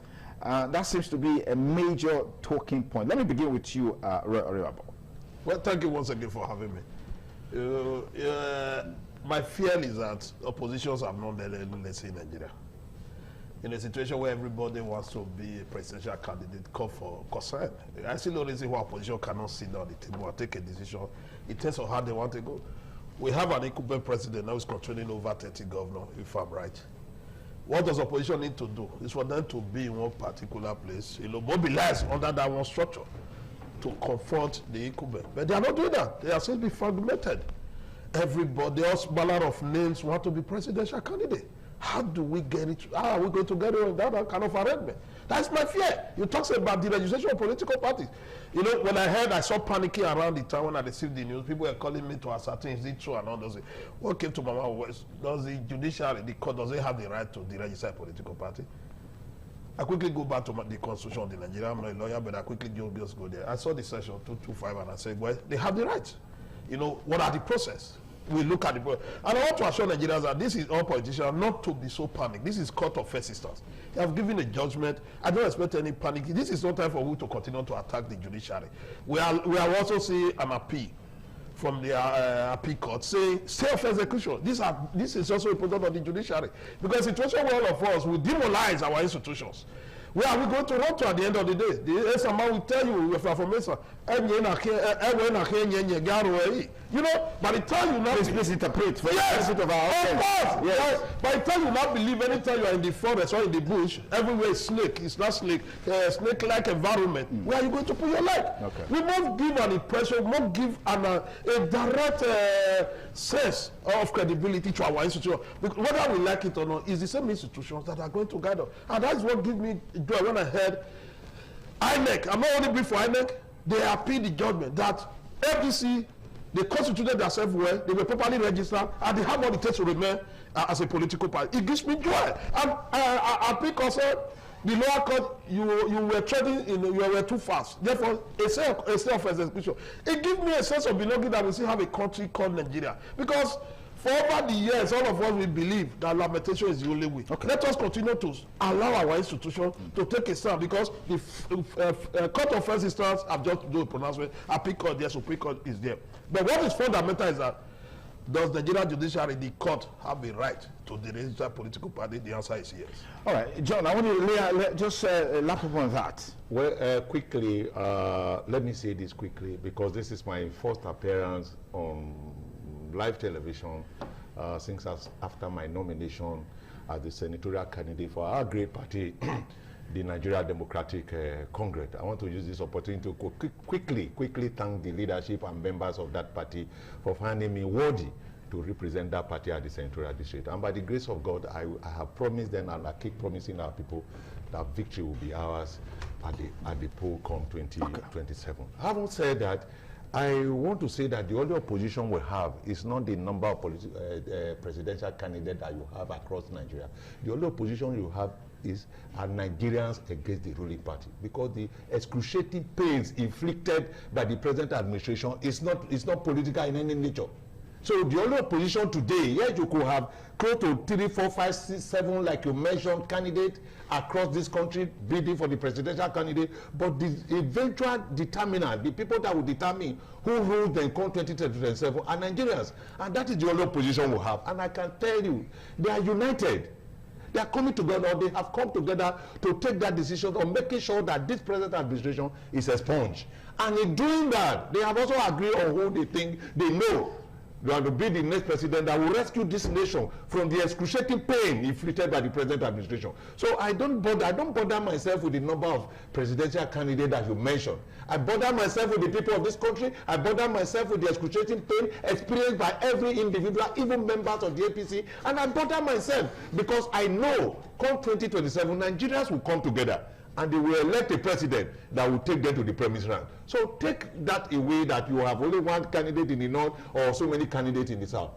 Nigerians will determine. The only opposition, I want to repeat, is APC against Nigeria. So take that to the market, and you take that to the bank, you will have something for it. Come now again to the one you mentioned. I don't think there's need for us to bother about what the court pronouncement about the registration. Like I said, the Supreme Court have also come out to tell to order for a stay of execution. The appeal court. The appeal court. They have come out to order for a stay of execution. And for the first time, INEC have also come out to say, look, this is not what we want to do. This party that the court have so affirmed that should be deregistered will not, because in our books they are properly registered. So I think Nigerians should allow INEC. The only thing is the psychological warfare, the psychological implication for members of this party. Because I've been in a party where you have court processes going on, and at the end of the day, members of that political party are affected psychologically because they keep preparing, not knowing what tomorrow will be. Yes, like you said just now, the appeal court about that is stay of execution. I can tell you, members of ADC and other parties are affected. They'll keep sitting and thinking, what do we do? What is our fate in the next in the court of appeal? Are you sure we're going to get through? Even if we get through at the court of appeal, are you sure we'll know of what the Supreme Court will say? We experienced that in PDP in the 2023 general election, and the last judgment came just about 3 weeks to the election, and it affected us as a people and as a party in Edo State, and that almost brought down, not almost brought down the PDP in Edo State. So I really don't wish that the registration are pronounced by the court stays. They should allow us to have a free, fair, and credible election. Let people come and participate. Allow them to contest the election. Allow Nigeria to make their choice, so that at the end of the day, whoever is so elected will be satisfied that yes, this is the decision of this country, and not a situation where you now begin to push your persons away because you believe that you own the court. I want to believe that the court will make the pronouncement, that they will not take time because they have to do it expeditiously. Because we have very little time between now and January. I want to appeal to the appeal. They know they've done it, and appeal have been filed, and I know they will expedite action on that. But let Nigeria fall back, so that at the end of the day, we'll have a country, we'll have an election that will be credible and acceptable to the people of this country. All right, Dr. Haifo, let's get your input into this conversation, because I've heard people say, look, this is tantamount to a desperation on the part of the ruling class or the ruling party to have an easy ride into a second term. Do you subscribe to this as well? Well, the issue is that who, in the first place, who registered those political parties? Who registered them in the first place? Was it INEC? If they were the one who registered them in the first place, what is the modus operandi or what is the impetus for them deregistering them again? Is it a table tennis issue that you play ping pong? Before the INEC, it therefore means that the INEC on its own, they are not qualified or there's an issue. You are the one who registered these political parties in the first place.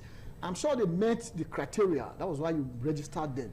So what happened overnight that you are not registering them? So I always see it as an antics of the ruling party. It's an antics of the ruling party. So it's showing that the party, sorry, the INEC itself is not actually independent. When you are independent, you do it. For example, we have independent television and radio. They do that independently and everybody enjoy the station, both on radio and television. Everybody enjoy it because it's independent. So if INEC is independent, I don't see the reason why you give people clearance today. Tomorrow you are saying you are registering them. So well, I thank God for the Court of Appeal that have come to stay. But I only hope that it's not a continuous antics that tomorrow now the same people will go and file motion in the Supreme Court, and 3 days to election they will now tell us, Supreme Court will now come and tell us that these parties remain deregistered. That is the fear. And this is when all this is on the table, then there is a problem. But however, I also want to collaborate what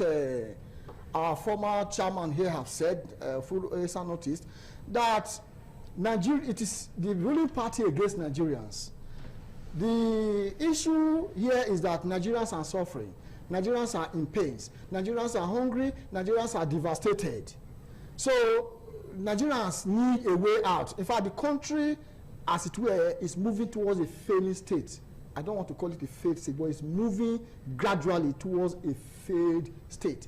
Now that government can shut down schools because criminals are threatening, now that people, a whole lot of things are in comatose because we cannot take care of boundaries. Our military seem to have been destabilized a whole lot. So we need, the country actually need a rescue because the country is under a siege. So Nigerians should look up to the 2027 election with all zeal and all sincerity, because if we miss it in this 2027, there's a problem. So I am also happy. That's why it's called democracy. Democracy is all about the people. So even if 100 people come and scramble for presidency, I'm not worried. It makes the game more interesting. But Nigerians will look, and Nigerians are seeing, and Nigerians are expected to choose. But we are still begging the INEC and the ruling party to allow everyone to play according to the rules of the game, because the country belongs to all of us in order to avoid calamity. Okay. I think I have to quickly react to some of the issues he raised.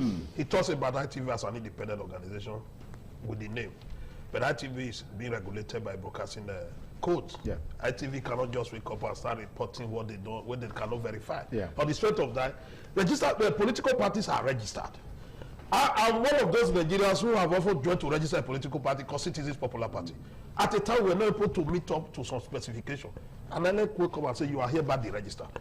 The Nigerian Constitution. So that's why you cease to be chairman of. Yes, that's the reason why I see as I told you I don't belong to any party, and I don't have any. There are criteria for a political party to remain alive. We must get it right. Let us know, because people are watching this program. They need to be enlightened. Well, as a political party, you should be able to a minimum. In a presidential election, minimum of 25% of voters to remain. At least as a political party, you must have a minimum of a councillor. You must have a minimum. House of Rep, just quoting it. How can you be a political party? You don't have all this. If you don't have it, you see no. APC as a political. That's the reason why I said, based on your reaction, I'm just telling you so that Nigeria will know that the court did not just wake up to say we are deregulated, because the constitution gives them that enablement. The joy of it is that INEC are able to say. We are state of execution. Yes, that is the joy of it, and that is where we are. What is the guarantee that this will not persist against the background of the judicial system that we have, that sometimes could be very, very slow? Like Honorable Yakubu talked about, he hopes that this will not be a situation where there may be 3 days to the presidential election. That's when perhaps the Supreme Court will give a final judgment and all. No, it's an issue. Yes. The body language of the Nigerian judiciary over the year call for concern. And some of us are even from a distance, we start suspecting it. But on this, whether we like it or not, I must conveniently tell Nigerians and those who are watching this program that of a truth, our judiciary was very up to date in this. They were prompt in their response. Immediately stay of execution. If I've listened to SA and all, they have argued that the Court of Appeal is supposed to give them at least 1 week to say, let's look at the issue. But you see the way and manner we respond. And that's the reason why I keep on telling Nigerians that we don't have another country. We don't have another country. It is how we position our country that will make our country to be great. All of us are lamenting. We are not believing. We don't believe any of our institutions. Who do we not really believe? We are talking about opposition. Across the globe, across the world, if opposition wants to take over from an incumbent, they have to be in one synergy. Very just in 2015, when PDP as a political party turned to political terrorists around the world for terrorizing Nigerians, people started and said, no, we need one political party. Okay. We need one political party, not APC. But they came, I'm not only brief for APC. I'm telling you about the unity, how opposition can work. All right, let me get to buy into this. Chief, let me see. Please,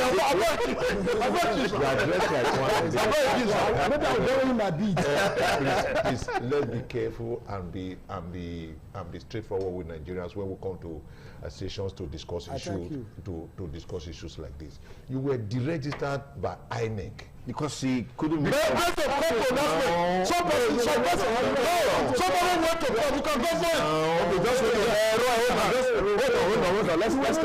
Your party was not the only political party that was deregistered at that time. Yes. INEC sat down and looked at the criteria and looked at the performances of those political parties and said, these are not supposed to be part of the registered political party. You were deregistered, of course. So INEC did not deregister this other party.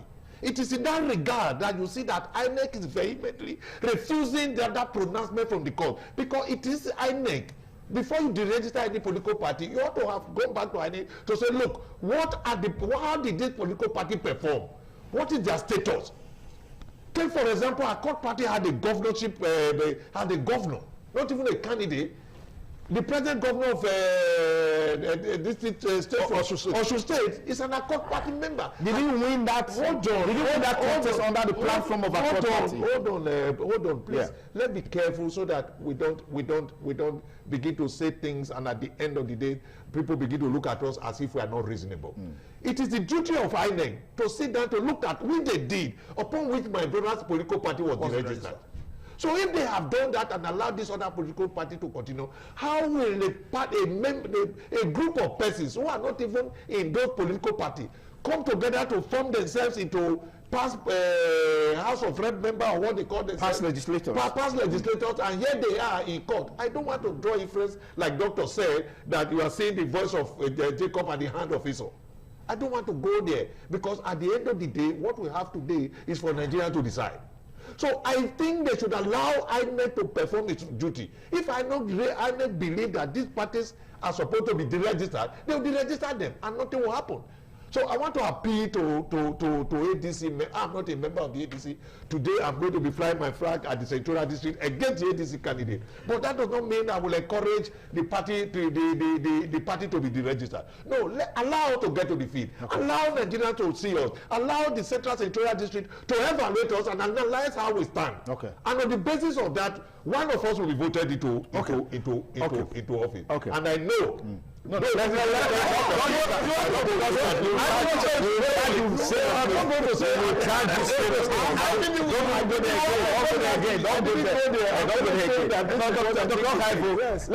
Let's get you into this.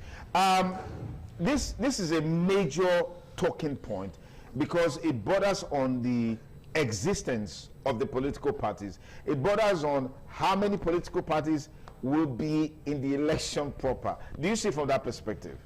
Yes, it's part of it. But the fact I want to make before I go into that is that we are not expected to play to the gallery as discussants when we come here. We're not supposed to play to the gallery. We're supposed to look at it critically for the benefit of our country. My brother here has talked about circumstances to which a political party can be registered. But when this court we are registering these 4 political parties or so that they registered. Did they give us all those quotations we were talking about that they didn't have councillor? A party that just started, they have no control election. How do you expect it to have councillor?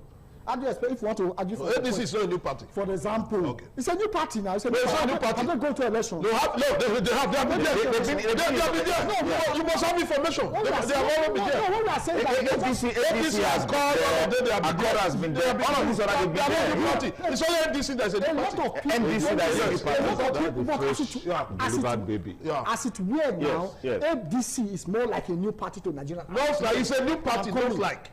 Then why you argue now? Then at the end of the day, a lot of people have decamped to that party. Some have for prep members, some whatever members have decamped to that party. So how then are you not saying that they don't have this, they don't have that? They have that. They have. Yes, they have. I agree with that. So the ground of the registry them is malicious. Thank God the Court of Appeal have brought them back. But what have already started generating the smoke, provided it doesn't get to the Supreme Court, so that a week to the election, the Supreme Court will come and read their judgment to say that they remain the register. By so doing, they have narrowed down the powers of other political parties, and they have created a big way for the ruling party. So what we are saying is that whatever it goes, let Nigerians be. I don't like this issue of let 100 political parties come, but let Nigerians be ready to do the needful, irrespective of the political party. Political party is not what is going to rescue Nigeria. It is individual will. It is the leadership will. What we want is leaders, not political parties. We have had political parties right from 1923. When Abat Macaulay started his NC whatever. So political parties have not done us well in this country. What we want, although we need political parties as a platform for us to get people into offices. So what we want now are people with credibility. If it is in DDD, on that day I will vote for DDD, where my mind is convinced that this is the person. Okay. Not this one who have come to give us, what's it called now? Pains. I don't want to use another word. All right, thank you. Thank you very much. If you just join us, it's Still Politics Today on Independent Television and Radio. When we return, these political parties that are being penciled down for deregistration, they've been there making impact in the political space. We've also seen some of them gain from some of the shortcomings of other political parties. They, by default, have governors. Default, they have House of Representative members. By default, House of Assembly members, and even Senate members, as it were. Does that, justify the grounds of being a solid political party? We'll look at all of that when we return after this break on the program Politics Today on Independent Television and Radio. Please stay.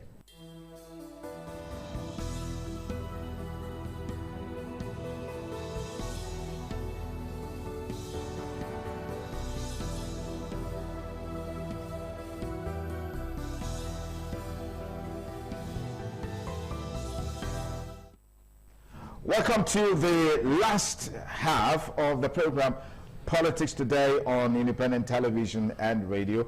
In the next 15 minutes, you also have the privilege to contribute to the discussion through the phone line that we'll be providing. Please, when your call goes through, endeavor to be brief because others are waiting. Do not cast aspersion on anyone. Still talking about the issue of deregistration of political parties, which is now with the appeal court order that the Federal High Court ruling should have a stay of execution. That gives the political parties some time to rally around. But apart from the ADC, Action People's Alliance, the Action Alliance, and of course Zenith Labour Party, there's also talks that someone has gone in court to ask the court to deregister the Nigerian Democratic Congress, NDC. All of these are happening apparently in the build up to 2027. But let's talk about briefly, we've had this political party that seems to be new, with new people joining them, sometimes serving members of House of Assembly, House of Representatives, and the Senate. And then sometimes a governor just moves and becomes the governor under that platform. What do you make of this in terms of the legitimacy of such political parties? No, well, it's a reminiscence of an adopted child in his and out. You understand? Because once you adopt, with due respect to all the adopted children, there's some person will tell you, well, a child you adopted is different from your own direct son, because they must subject it to further evaluation when the time comes.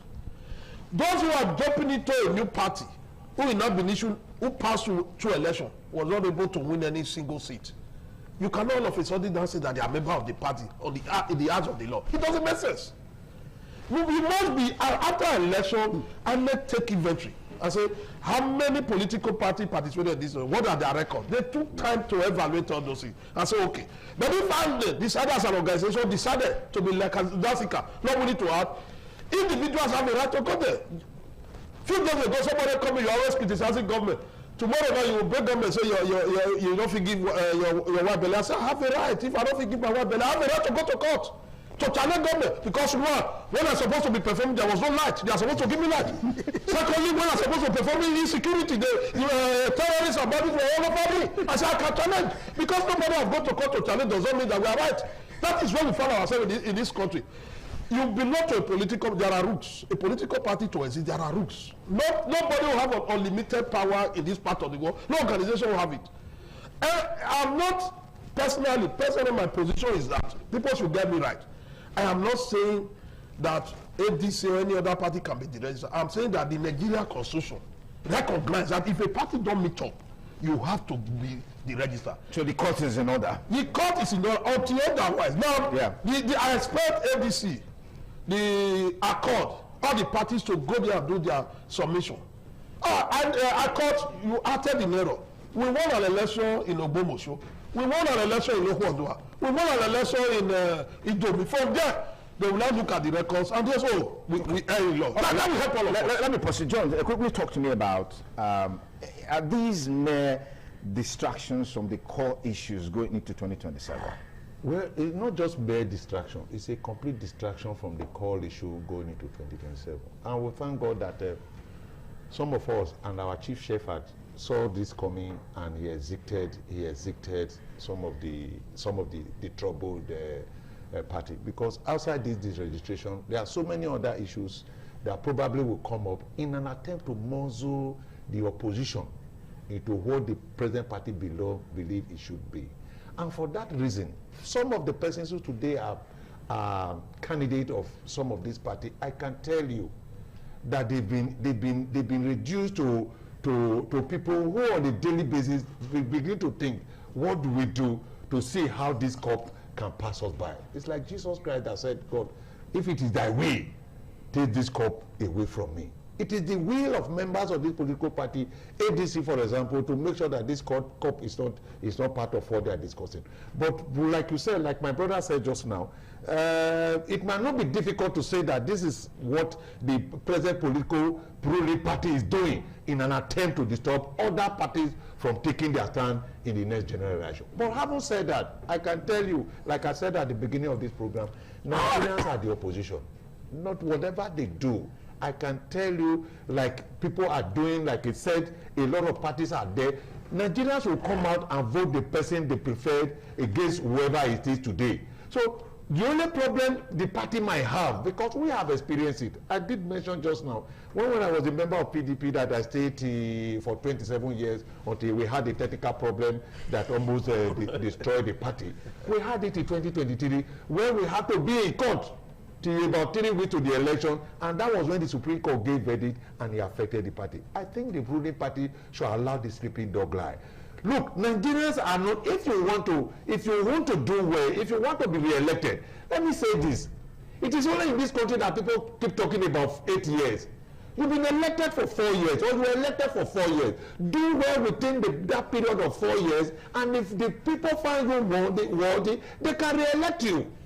You cannot destroy the power that brought you to power, believing that you are not the king of the people rather than being the servant, and feel that, there's nothing like 8 years. The Constitution did not recognize 8 years. The Constitution only recognized 4 years. So do well within the ambit of that 4 years and come back with your result. It is only when your result is good that the people will look at it and evaluate it and say, okay, this man has done well.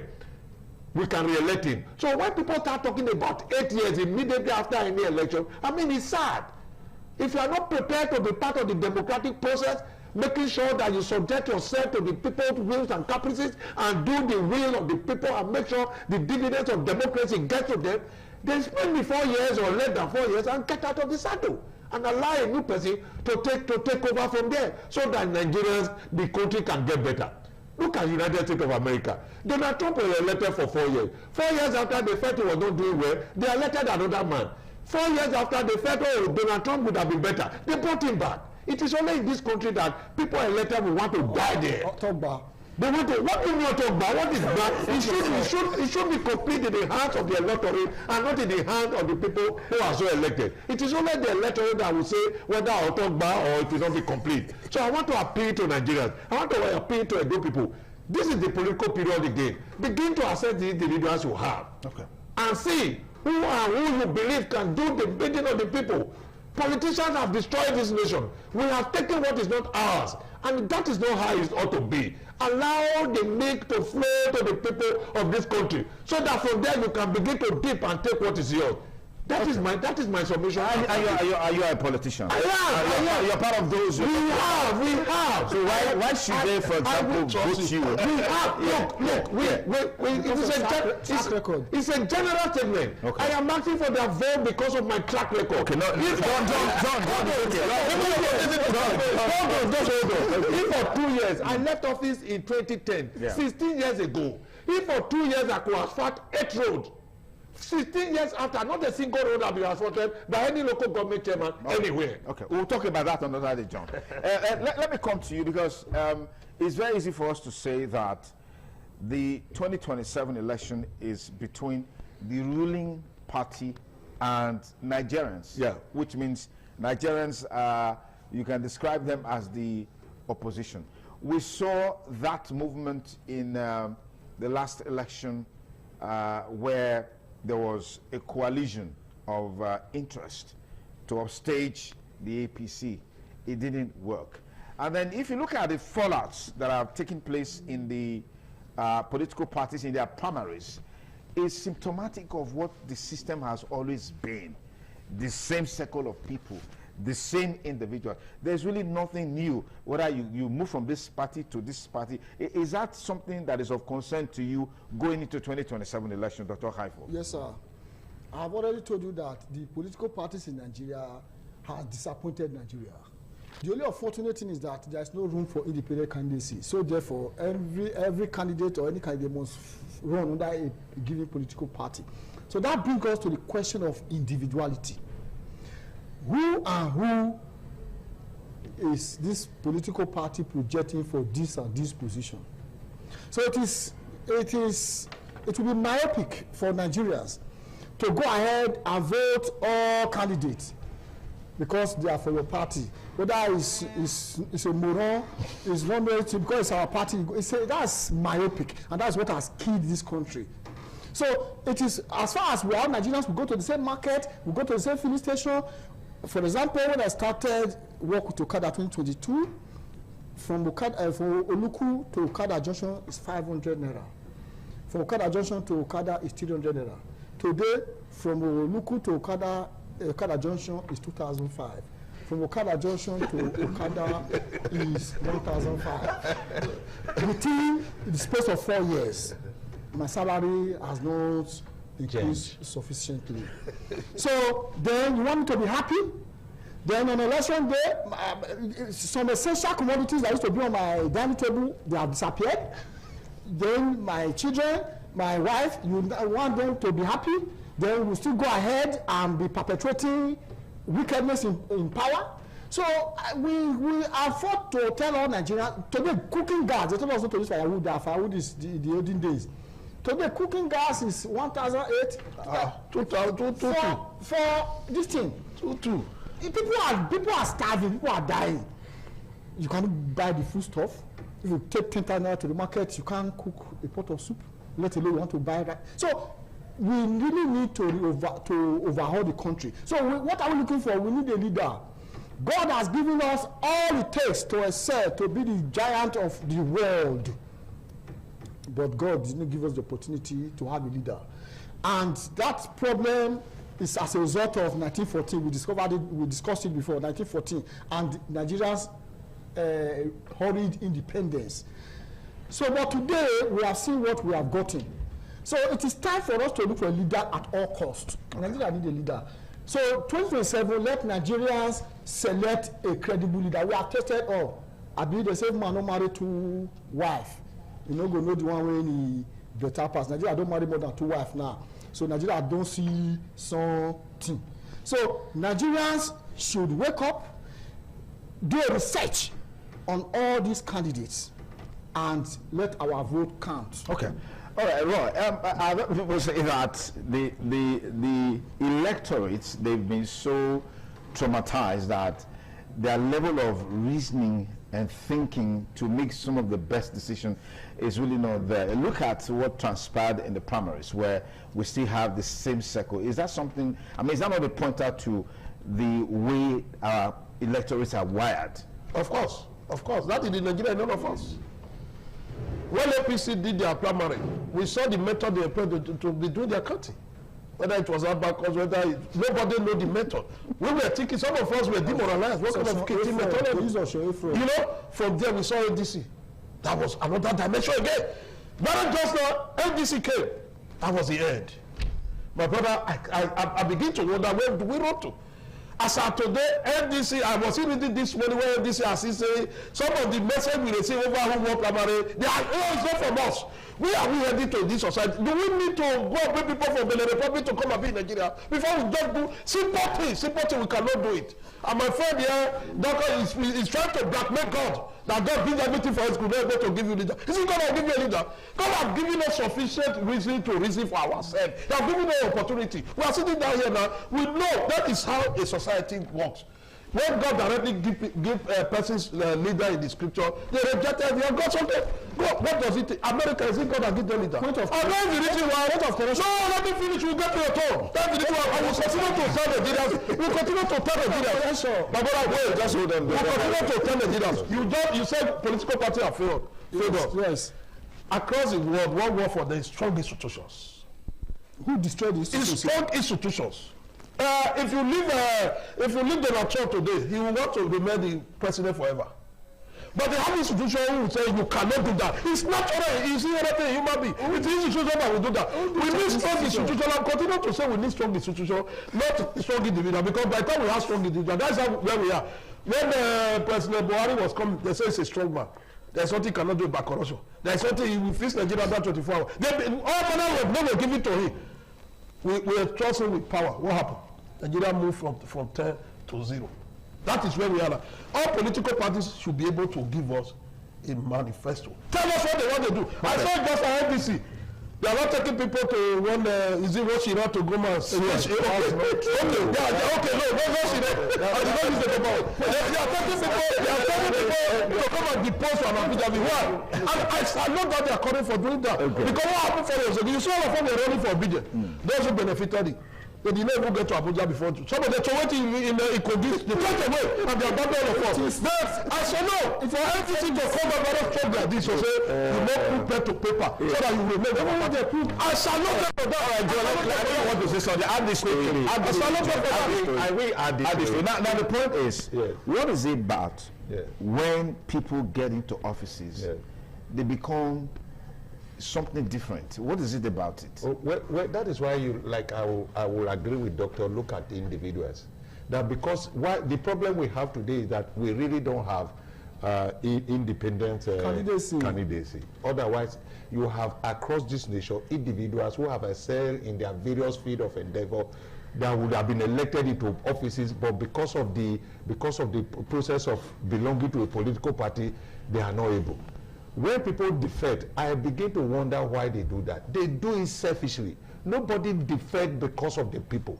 When I was chairman of council, I was in an opposition, having that excruciating pain as inflicted by the then governor of Edo State, if you remember. But in spite of that, nothing moved on to then leave PDP and move into any other party. I stayed there until I left, in spite of what I saw. What we are seeing are characters that are not fit to be in different positions, but have been so elevated and elected by this political party to a point that you don't even know who and who to choose for. But let me tell you, the issue of primary that took place in every other party, in NDC, nobody counted 1, 10, 50, and 200. It didn't happen. If you have any video of that, please, you can bring it to me or bring it to Sonny Duke to aid. Nothing of such happened in NDC. But that because of the newness of the party, we are having some little problem here and there, will be sorted out. That is one part. But come to the issue of who and who should be elected. You talked about institution. When Jonathan was the president, that is why Nigerians must change the present government. When Jonathan was the president, institutions worked. Yes. He allowed, even Jonathan appointed a stranger as INEC chairman and never infiltrated INEC to his own advantage. And when that same INEC gave result against him, what did he do? He was the first to pick up the telephone to call the person and say, and congratulate the person. That was the period we were until these people came into power and destroyed everything. Right, John, let me take this call. Hello, caller. Good morning. What's your name? You're live on Politics Today. Good morning. Good morning, sir. Yes, good morning. This Ralph, the Oracle from Mr. GROE. All right, go ahead, Ralph. Go ahead. I think it's a classical philosophy which brought down to mind and character. You go to the provision of the Constitution, as amended, section 221, 222, 223, 224, 225, 226. Let everything so conspicuous about the party guidelines and their code of conduct. So if anyone could not meet up with the guidelines, I think they have the power to criticize them. Why are we not crying like this? If it means that farmer or my grandfather are going to criticize them, it is the INEC. So look at it, you go to court and prove your case, you only go down. Thank you, Baba. All right, thank you. Thank you. Well, to conclude, just a minute, Doctor, conclude about the signing of the document of allegiance to the party of not defecting. Of not defecting. Yes. So that you see that we have an instrument to take to court, because we are giving you the mandate. The people are giving you their mandate based on the political manifesto, like you said. And if you decide to trade it midway into the game, you can take it to court. I love that. Good morning. What's your name? Good morning. Yes, this is the voice of honorable man. Yes, the voice. Yes. Go ahead. Yes, I just want to respond on two things. This court that have been using against these political parties, some of us are suspecting that it's the voice of Jacob, the house of Esau is at work. Yes. Because that was what they did to PDP, to destroy PDP. They did it to Labour Party. The other party, ADC. So look at that's what they are doing. Because they know that free and fair contest, they will not win. Because people are not happy. Everybody is angry. Look at cooking gas, look at everything. We cannot be calling all these things already. The people are suffering. That's number one. Then number two, the political parties, we want all of them to unite. I know somebody in the studio was talking about that even though they scatter up and down, no, it's not too good. They should be united and fight these oppressors. Just like what in the US now, you see the Soviet people, they are united to fight the Democrats. So that's what we want. Okay. So that's what we want. We don't want them to scatter up and down. All right, 08077770300. That's our studio number on Politics Today. Please start that number so you can be part of the conversation. 080. Okay, I've got you on the show. Hello, caller. Good morning. What's your name and where are you calling us from? Good morning. Good morning, sir. God bless you. My name is Danny. I'm calling from Airport Road. Go ahead, Daniel. Yes, sir. Concerning the registration of about 5 parties, I think the current incumbent government has is in it.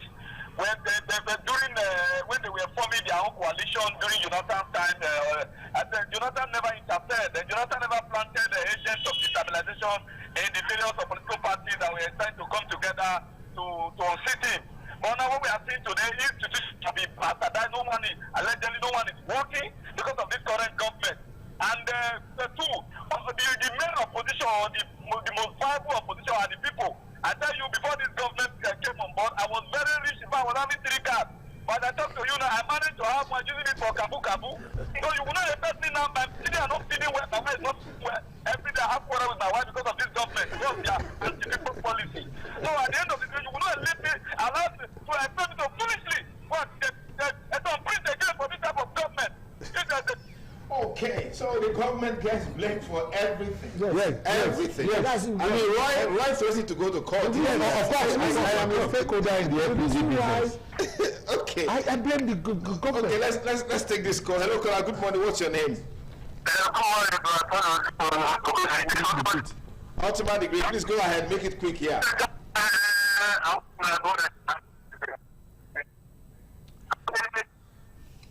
Ultimate degree. We can barely hear you. The network is not. Maybe it's from your end, not from our end here. 08077770300. Our last caller for today. Hello, caller. Good morning. What's your name? Advocate. I'm calling from Iguebe. Advocate, please go ahead. Yes. I salute all the guests there. Thank you. What I just want to pinpoint there, now that somebody is talking that is this government against the people, is this government against the people, that's the opposition. Why can't the opposition come together? That is the only way. It is very obvious that it is this government, the ruling party, that is destabilizing every other party. It is obvious. There is no saying about it. It's very unfortunate. Do they want just one party system? Even when almost a lot of people are against them, they want to force people for their stay in power. It's very unfortunate. And Salah Yakubu has credibility. My brother Diorabo has credibility. Even the other man. I salute you for selecting credible people to come to the studio and address the state of the nation. Thank you. Thank you very much. Our time is fast spent on the show, but Dr. Haibo, just last comment from you. Yes, my last comment was because Roy Rabo not being Solomon I didn't get that. Yes, Rabo is trying to make God blackmail God. The Bible told us that no government come in power without the authority of God. And that we should pray for all authority that are in power. So any power that is in existence, the Bible told us that it's because of God that made them to be there. So that's why we are saying that God should help us to address the issue of leadership in Nigeria. Okay. For instance, sir, before that call, for instance, sir, even while these political parties are scattered, we are all Nigerians. We know our common pain is suffering. So the coalition can still go on to the election day. On the election night, the day before election, the other political parties can make a decision. So the work is still in process. So, but let's let them come out. Okay, final word from me, John. Well, I think I want to use the opportunity to again thank the people for bearing the pain so far. But by the grace of God, it shall be over by February 2027. All right, Roy, last word. My people, it is not all government that is from God. Some persons impose themselves. Therefore, let us not continue to say God give us all leadership. What will determine the next election? What will determine the next election is the hunger in the now, the frustration, the deprivation. You can see the hungry. Just sincerely almost tried to this studio. Last time I tried to this studio, I could not afford the fuel. And my cars, you know, but today I was able to manage because today is my birthday. Through solitude and Yakubu, I was able to buy fuel. Thank you and God bless you. Okay, that's our package for today on the program Politics Today on Independent Television and Radio. The change that we desire about this country is actually in our hands. And of course, what we do on election day counts. What we vote for counts. Let's look out for credible people, trusted people, knowledgeable people, people who are in tune with yesterday, today, and tomorrow. That's the only way we can get to the promised land. But unfortunately, anytime we have the opportunity to make the change that we need, we get it right.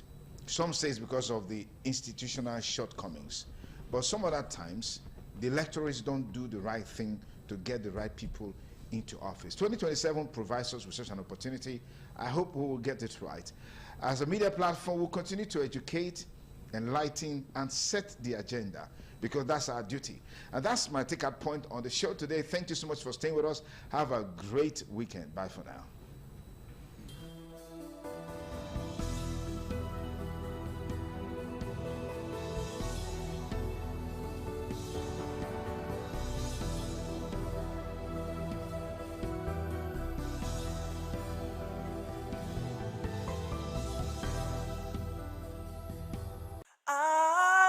ITV, certainly the best.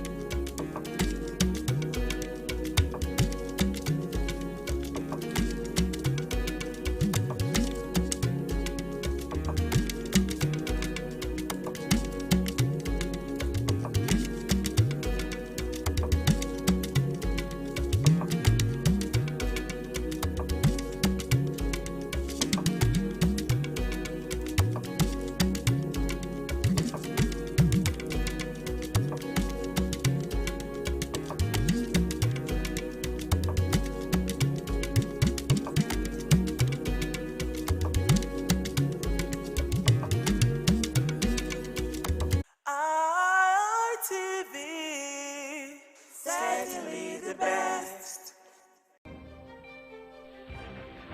This is ITV.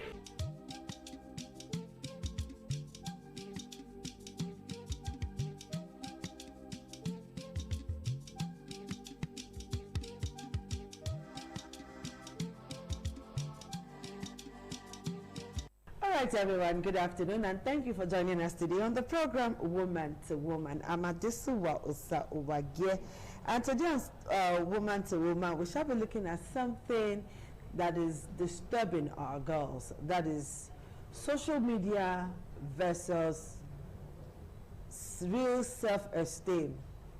Yes, navigating the way forward for our young girls, because a lot of our young girls today are finding it difficult to survive with themselves, within themselves and around themselves. All right, they have serious issues with self-esteem, juggling it alongside what is happening on social media. So many parents are having difficulties dealing with their young daughters because of what they see on social media, what they see in the media spaces, different platforms now, and then just opposing that against what they are going through, what they are seeing. And somebody once said that social media versus self-esteem for young girls is like two roommates stay in one room, yet they don't get along with each other, and that's quite funny. So I have two young ladies in the house that are going to be talking to us today on that issue, how to make sure that our girls are doing right, our girls are happy, and our girls are able to confront the challenges they are facing on social media and also living right by it. All right, so join me as I make welcome Mabel Adage. She is a teen counselor, a marriage counselor, and also very much on the social media space.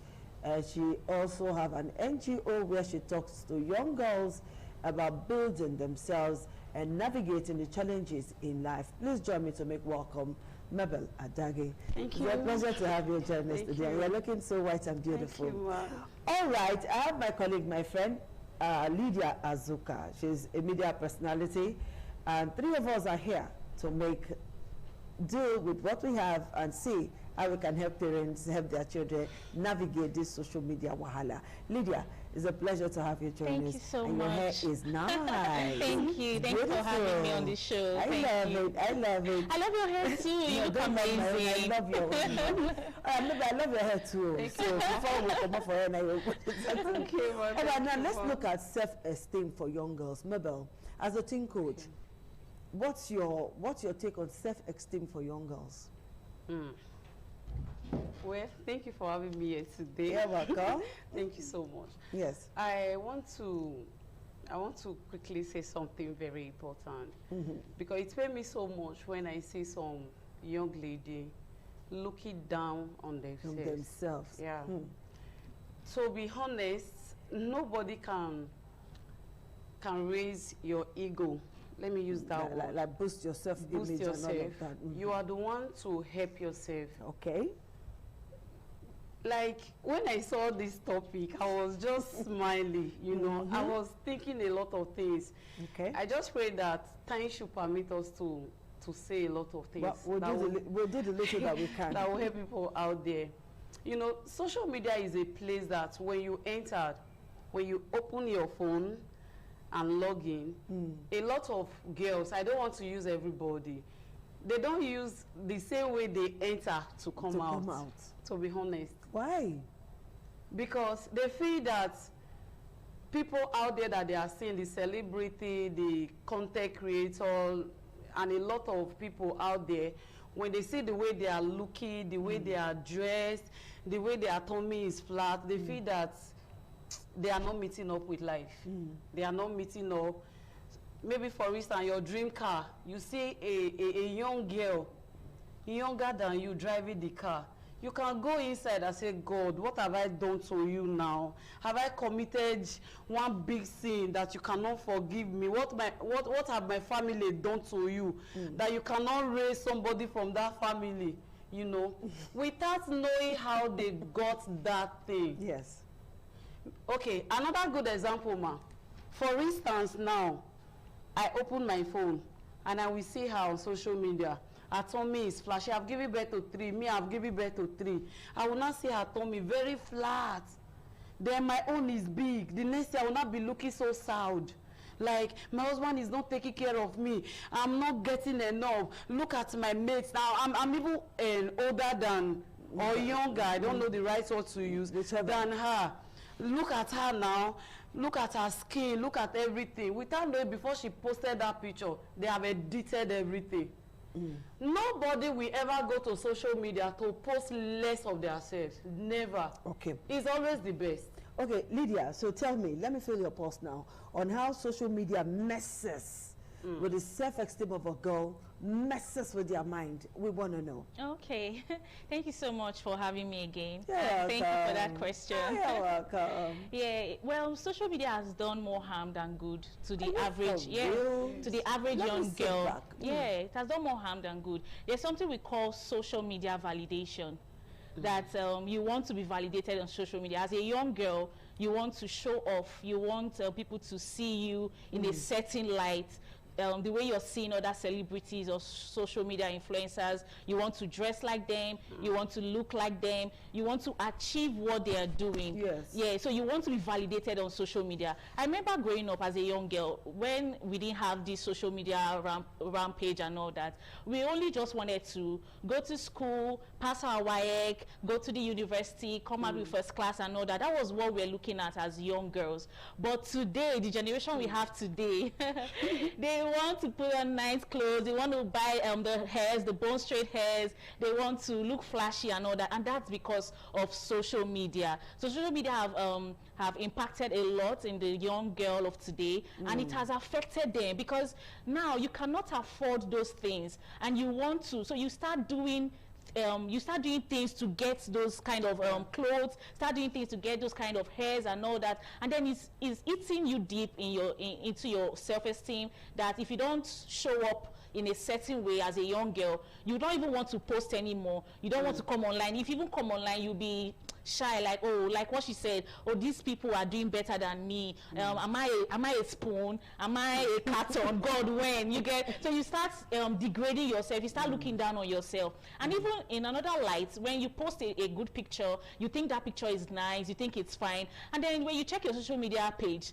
you only have 1 like, 2 comments. You'll not be thinking, I bet this picture is not fine. You can even have negative comments like, what are you wearing? Who be this one? Where you for come? So those things eat you up inside. It makes you reduce your self-esteem. You begin to look down on yourself. Oh, am I not enough?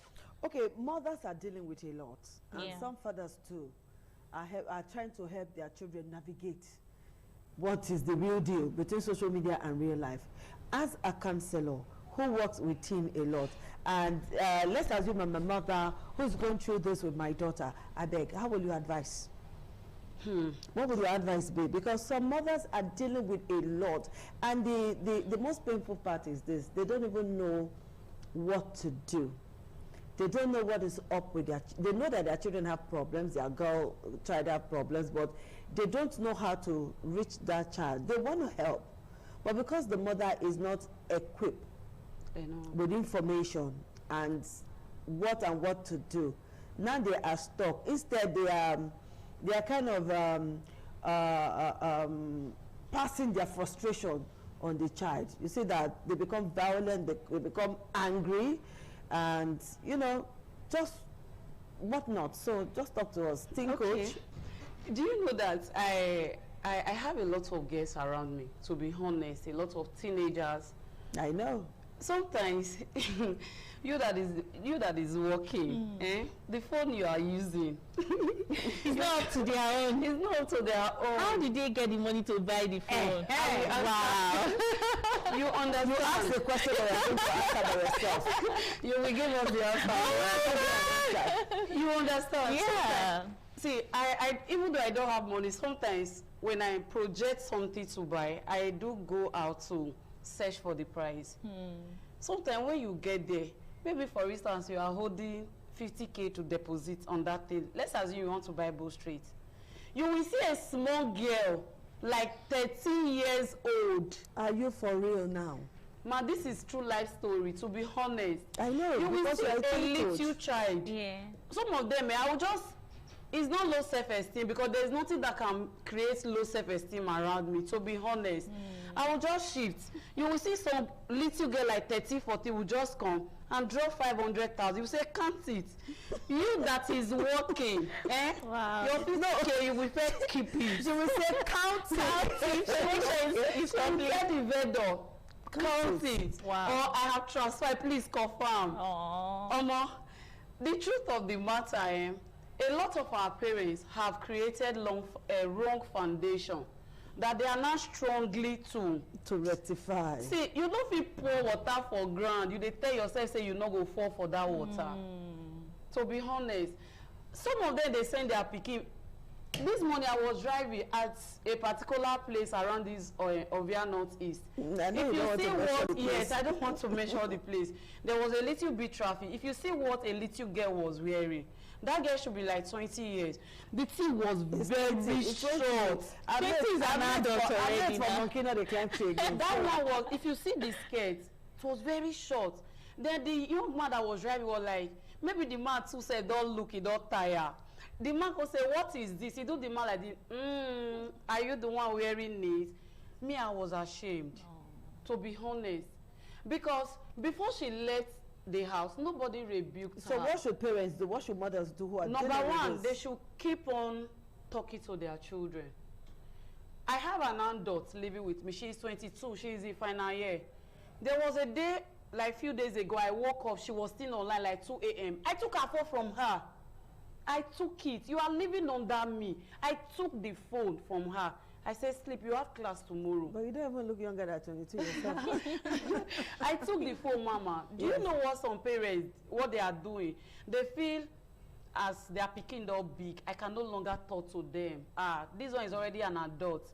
You can take care of yourself. No, okra not the back, you know the big pass the own now. But a situation whereby the tide is fast changing, where young girls are beginning to fend for their parents.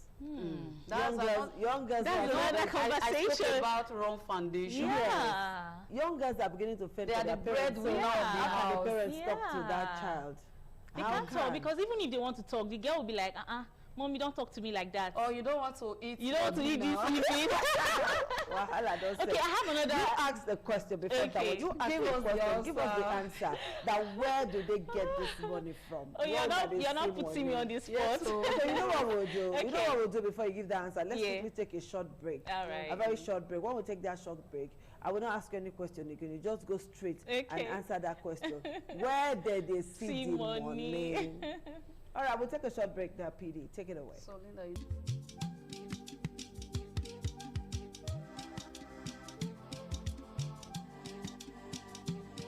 All right, we're still on the program Woman to Woman, trying to do our thing as women to make sure that the generation next of girls will be a set of people that even if you're not their parents, you'll be proud to be associated to such girls. We want to see more of my humble self at this was our again. Yeah. Yes, my first to be reckoned with. If you not admit it, let me admit it to myself.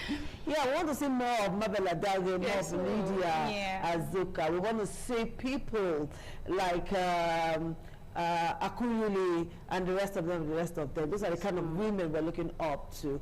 All right, you ask us the question. You give us the answer to that question right away. No problem. Okay, Ma. So, you know, when I spoke earlier, I talked about social media validation. Yes, how that people want to be validated on social media. And then they begin to, young girls begin to do things to get that validation. So that's where they begin to maybe date rich guys, maybe what do we date? Talk and hook up. What do we date? Why are you being modest about this? I'm just being modest. Well, I'm national television. I'm trying to be modest. We're trying to educate our mothers. Okay. Well, mothers, hope you understand what I mean by they don't understand talk and hook up.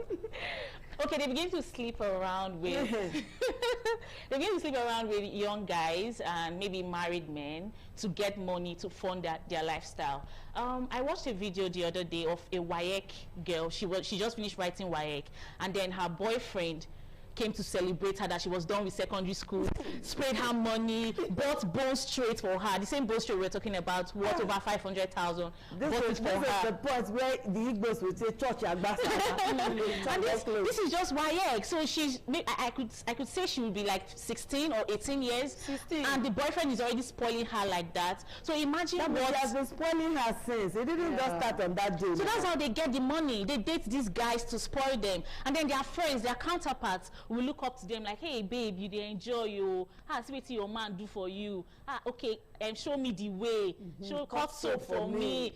Exactly. So that's it. So that's how they do it. That's how they get the money, the Bone Straight and all that, just for that social media. They also do Baba, because I saw a young girl who was so proud, wow, so happy to be telling the interviewer that now she's dating a married man. Wow. And he gave it about a walk. Wow. So all she need to now rub the guy. Guys, but not be well. They not rub on her, even at the feel. You rub on her brain. Yeah. All she need to do is rub the guy head, and things they drop, things they work for her. And some mothers do have them, and some mothers do support them. Girlfriends, what's the way forward? Okay, for me, I think for the advice I would give to a parent that has such a child is there's a love language called words of affirmation. It's a love language. Words of affirmation. Okay. Talk to your children. Talk to your daughters. Let them know you love them. Let them know they are enough. The mama know what she want to talk. Does the mother know what she want to talk? That's why we're because she's already collected from the girl. She's already eaten. They go tell you, I'm eating the fruit of my labor. She have missed it as a wonder. Wow. Okay, I'm talking about those mothers that are not reaping from the fruit of their labor yet. Okay. Those mothers that are still sensible that, oh, my daughter should not go this path. Okay. For a mother like that, talk to your child. Give them these words of affirmation. Let them know that they are enough. Let them know that they are beautiful. Most African mothers don't even talk to their children anymore. They don't tell their children how beautiful they are. They don't boost their ego. That's when your daughter wakes up in the morning, when she's going to school, tell her, oh, my sweet daughter, you are so beautiful. Do you know, when I was young, like you, I was not even as beautiful as you are. Your mother didn't tell me that too. That's what I'm saying. That's the African parents need to know these things. They need to start talking to, you know, to the children way like that this. will tell you that kind of a thing. When you overwork as they go so now, just go like that and come back the way you take the Otherwise, if my hand meets you. Yeah, so they don't know better. If they knew better, they would have done better. That's why we're having this woman-to-woman program, so that when they are watching, they will know, okay, this is what I'm supposed to do to my girl child. Your girl child needs to know that she's enough. She needs to know that social media is not going to validate her. You as the mother, validate your daughter. Okay. Tell your daughter, oh, my dear, you are okay, you are good like this, you're fine, you're beautiful, you're pretty. Don't worry, when the time comes, you will have all the good things in life, you have all the good clothes, the good hairs, everything you want. Just settle down, read your books, go to school, keep your head down, and trust God, everything will be okay. That's that's it. Words of affirmation. Mothers, please, let's try and imbibe this in our and educating them in educating them. Let me cut you short now, because if I give you time, maybe 1 hour will be here. You know that even as we speak today, some mothers find it difficult to talk sex with their daughters. Yeah. They don't know how to talk sex with their daughters. You know, they see it as a taboo. Even when you talk about it, I remember talking about it on radio, and a woman called me.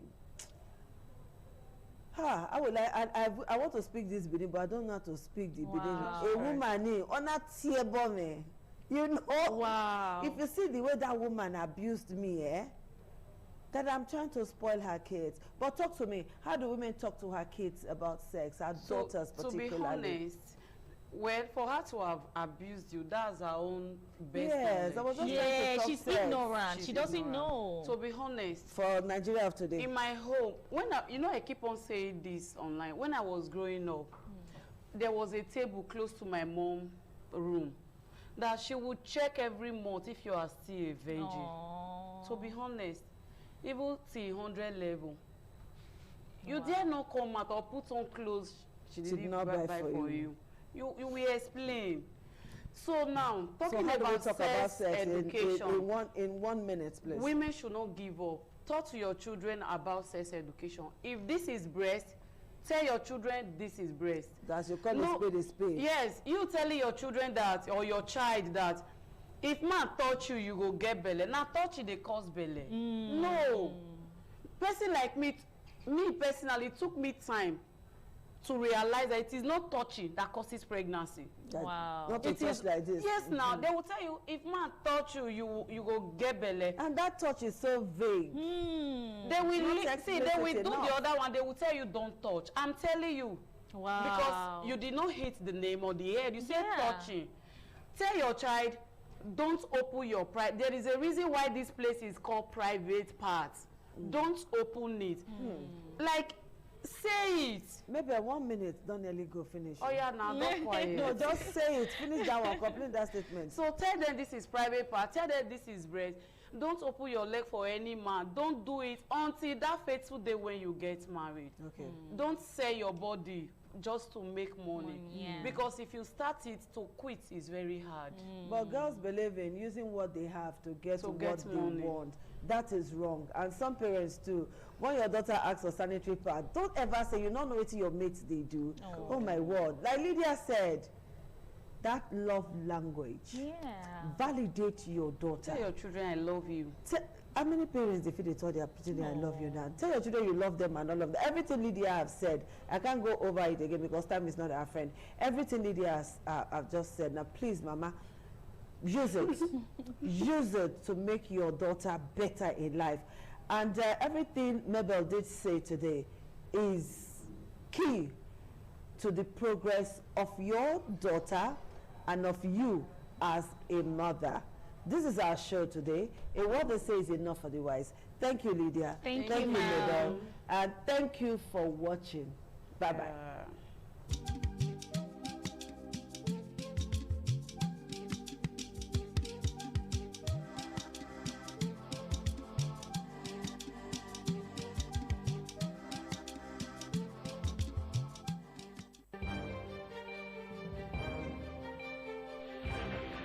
This is ITV. Certainly the best. ITV. Certainly the best.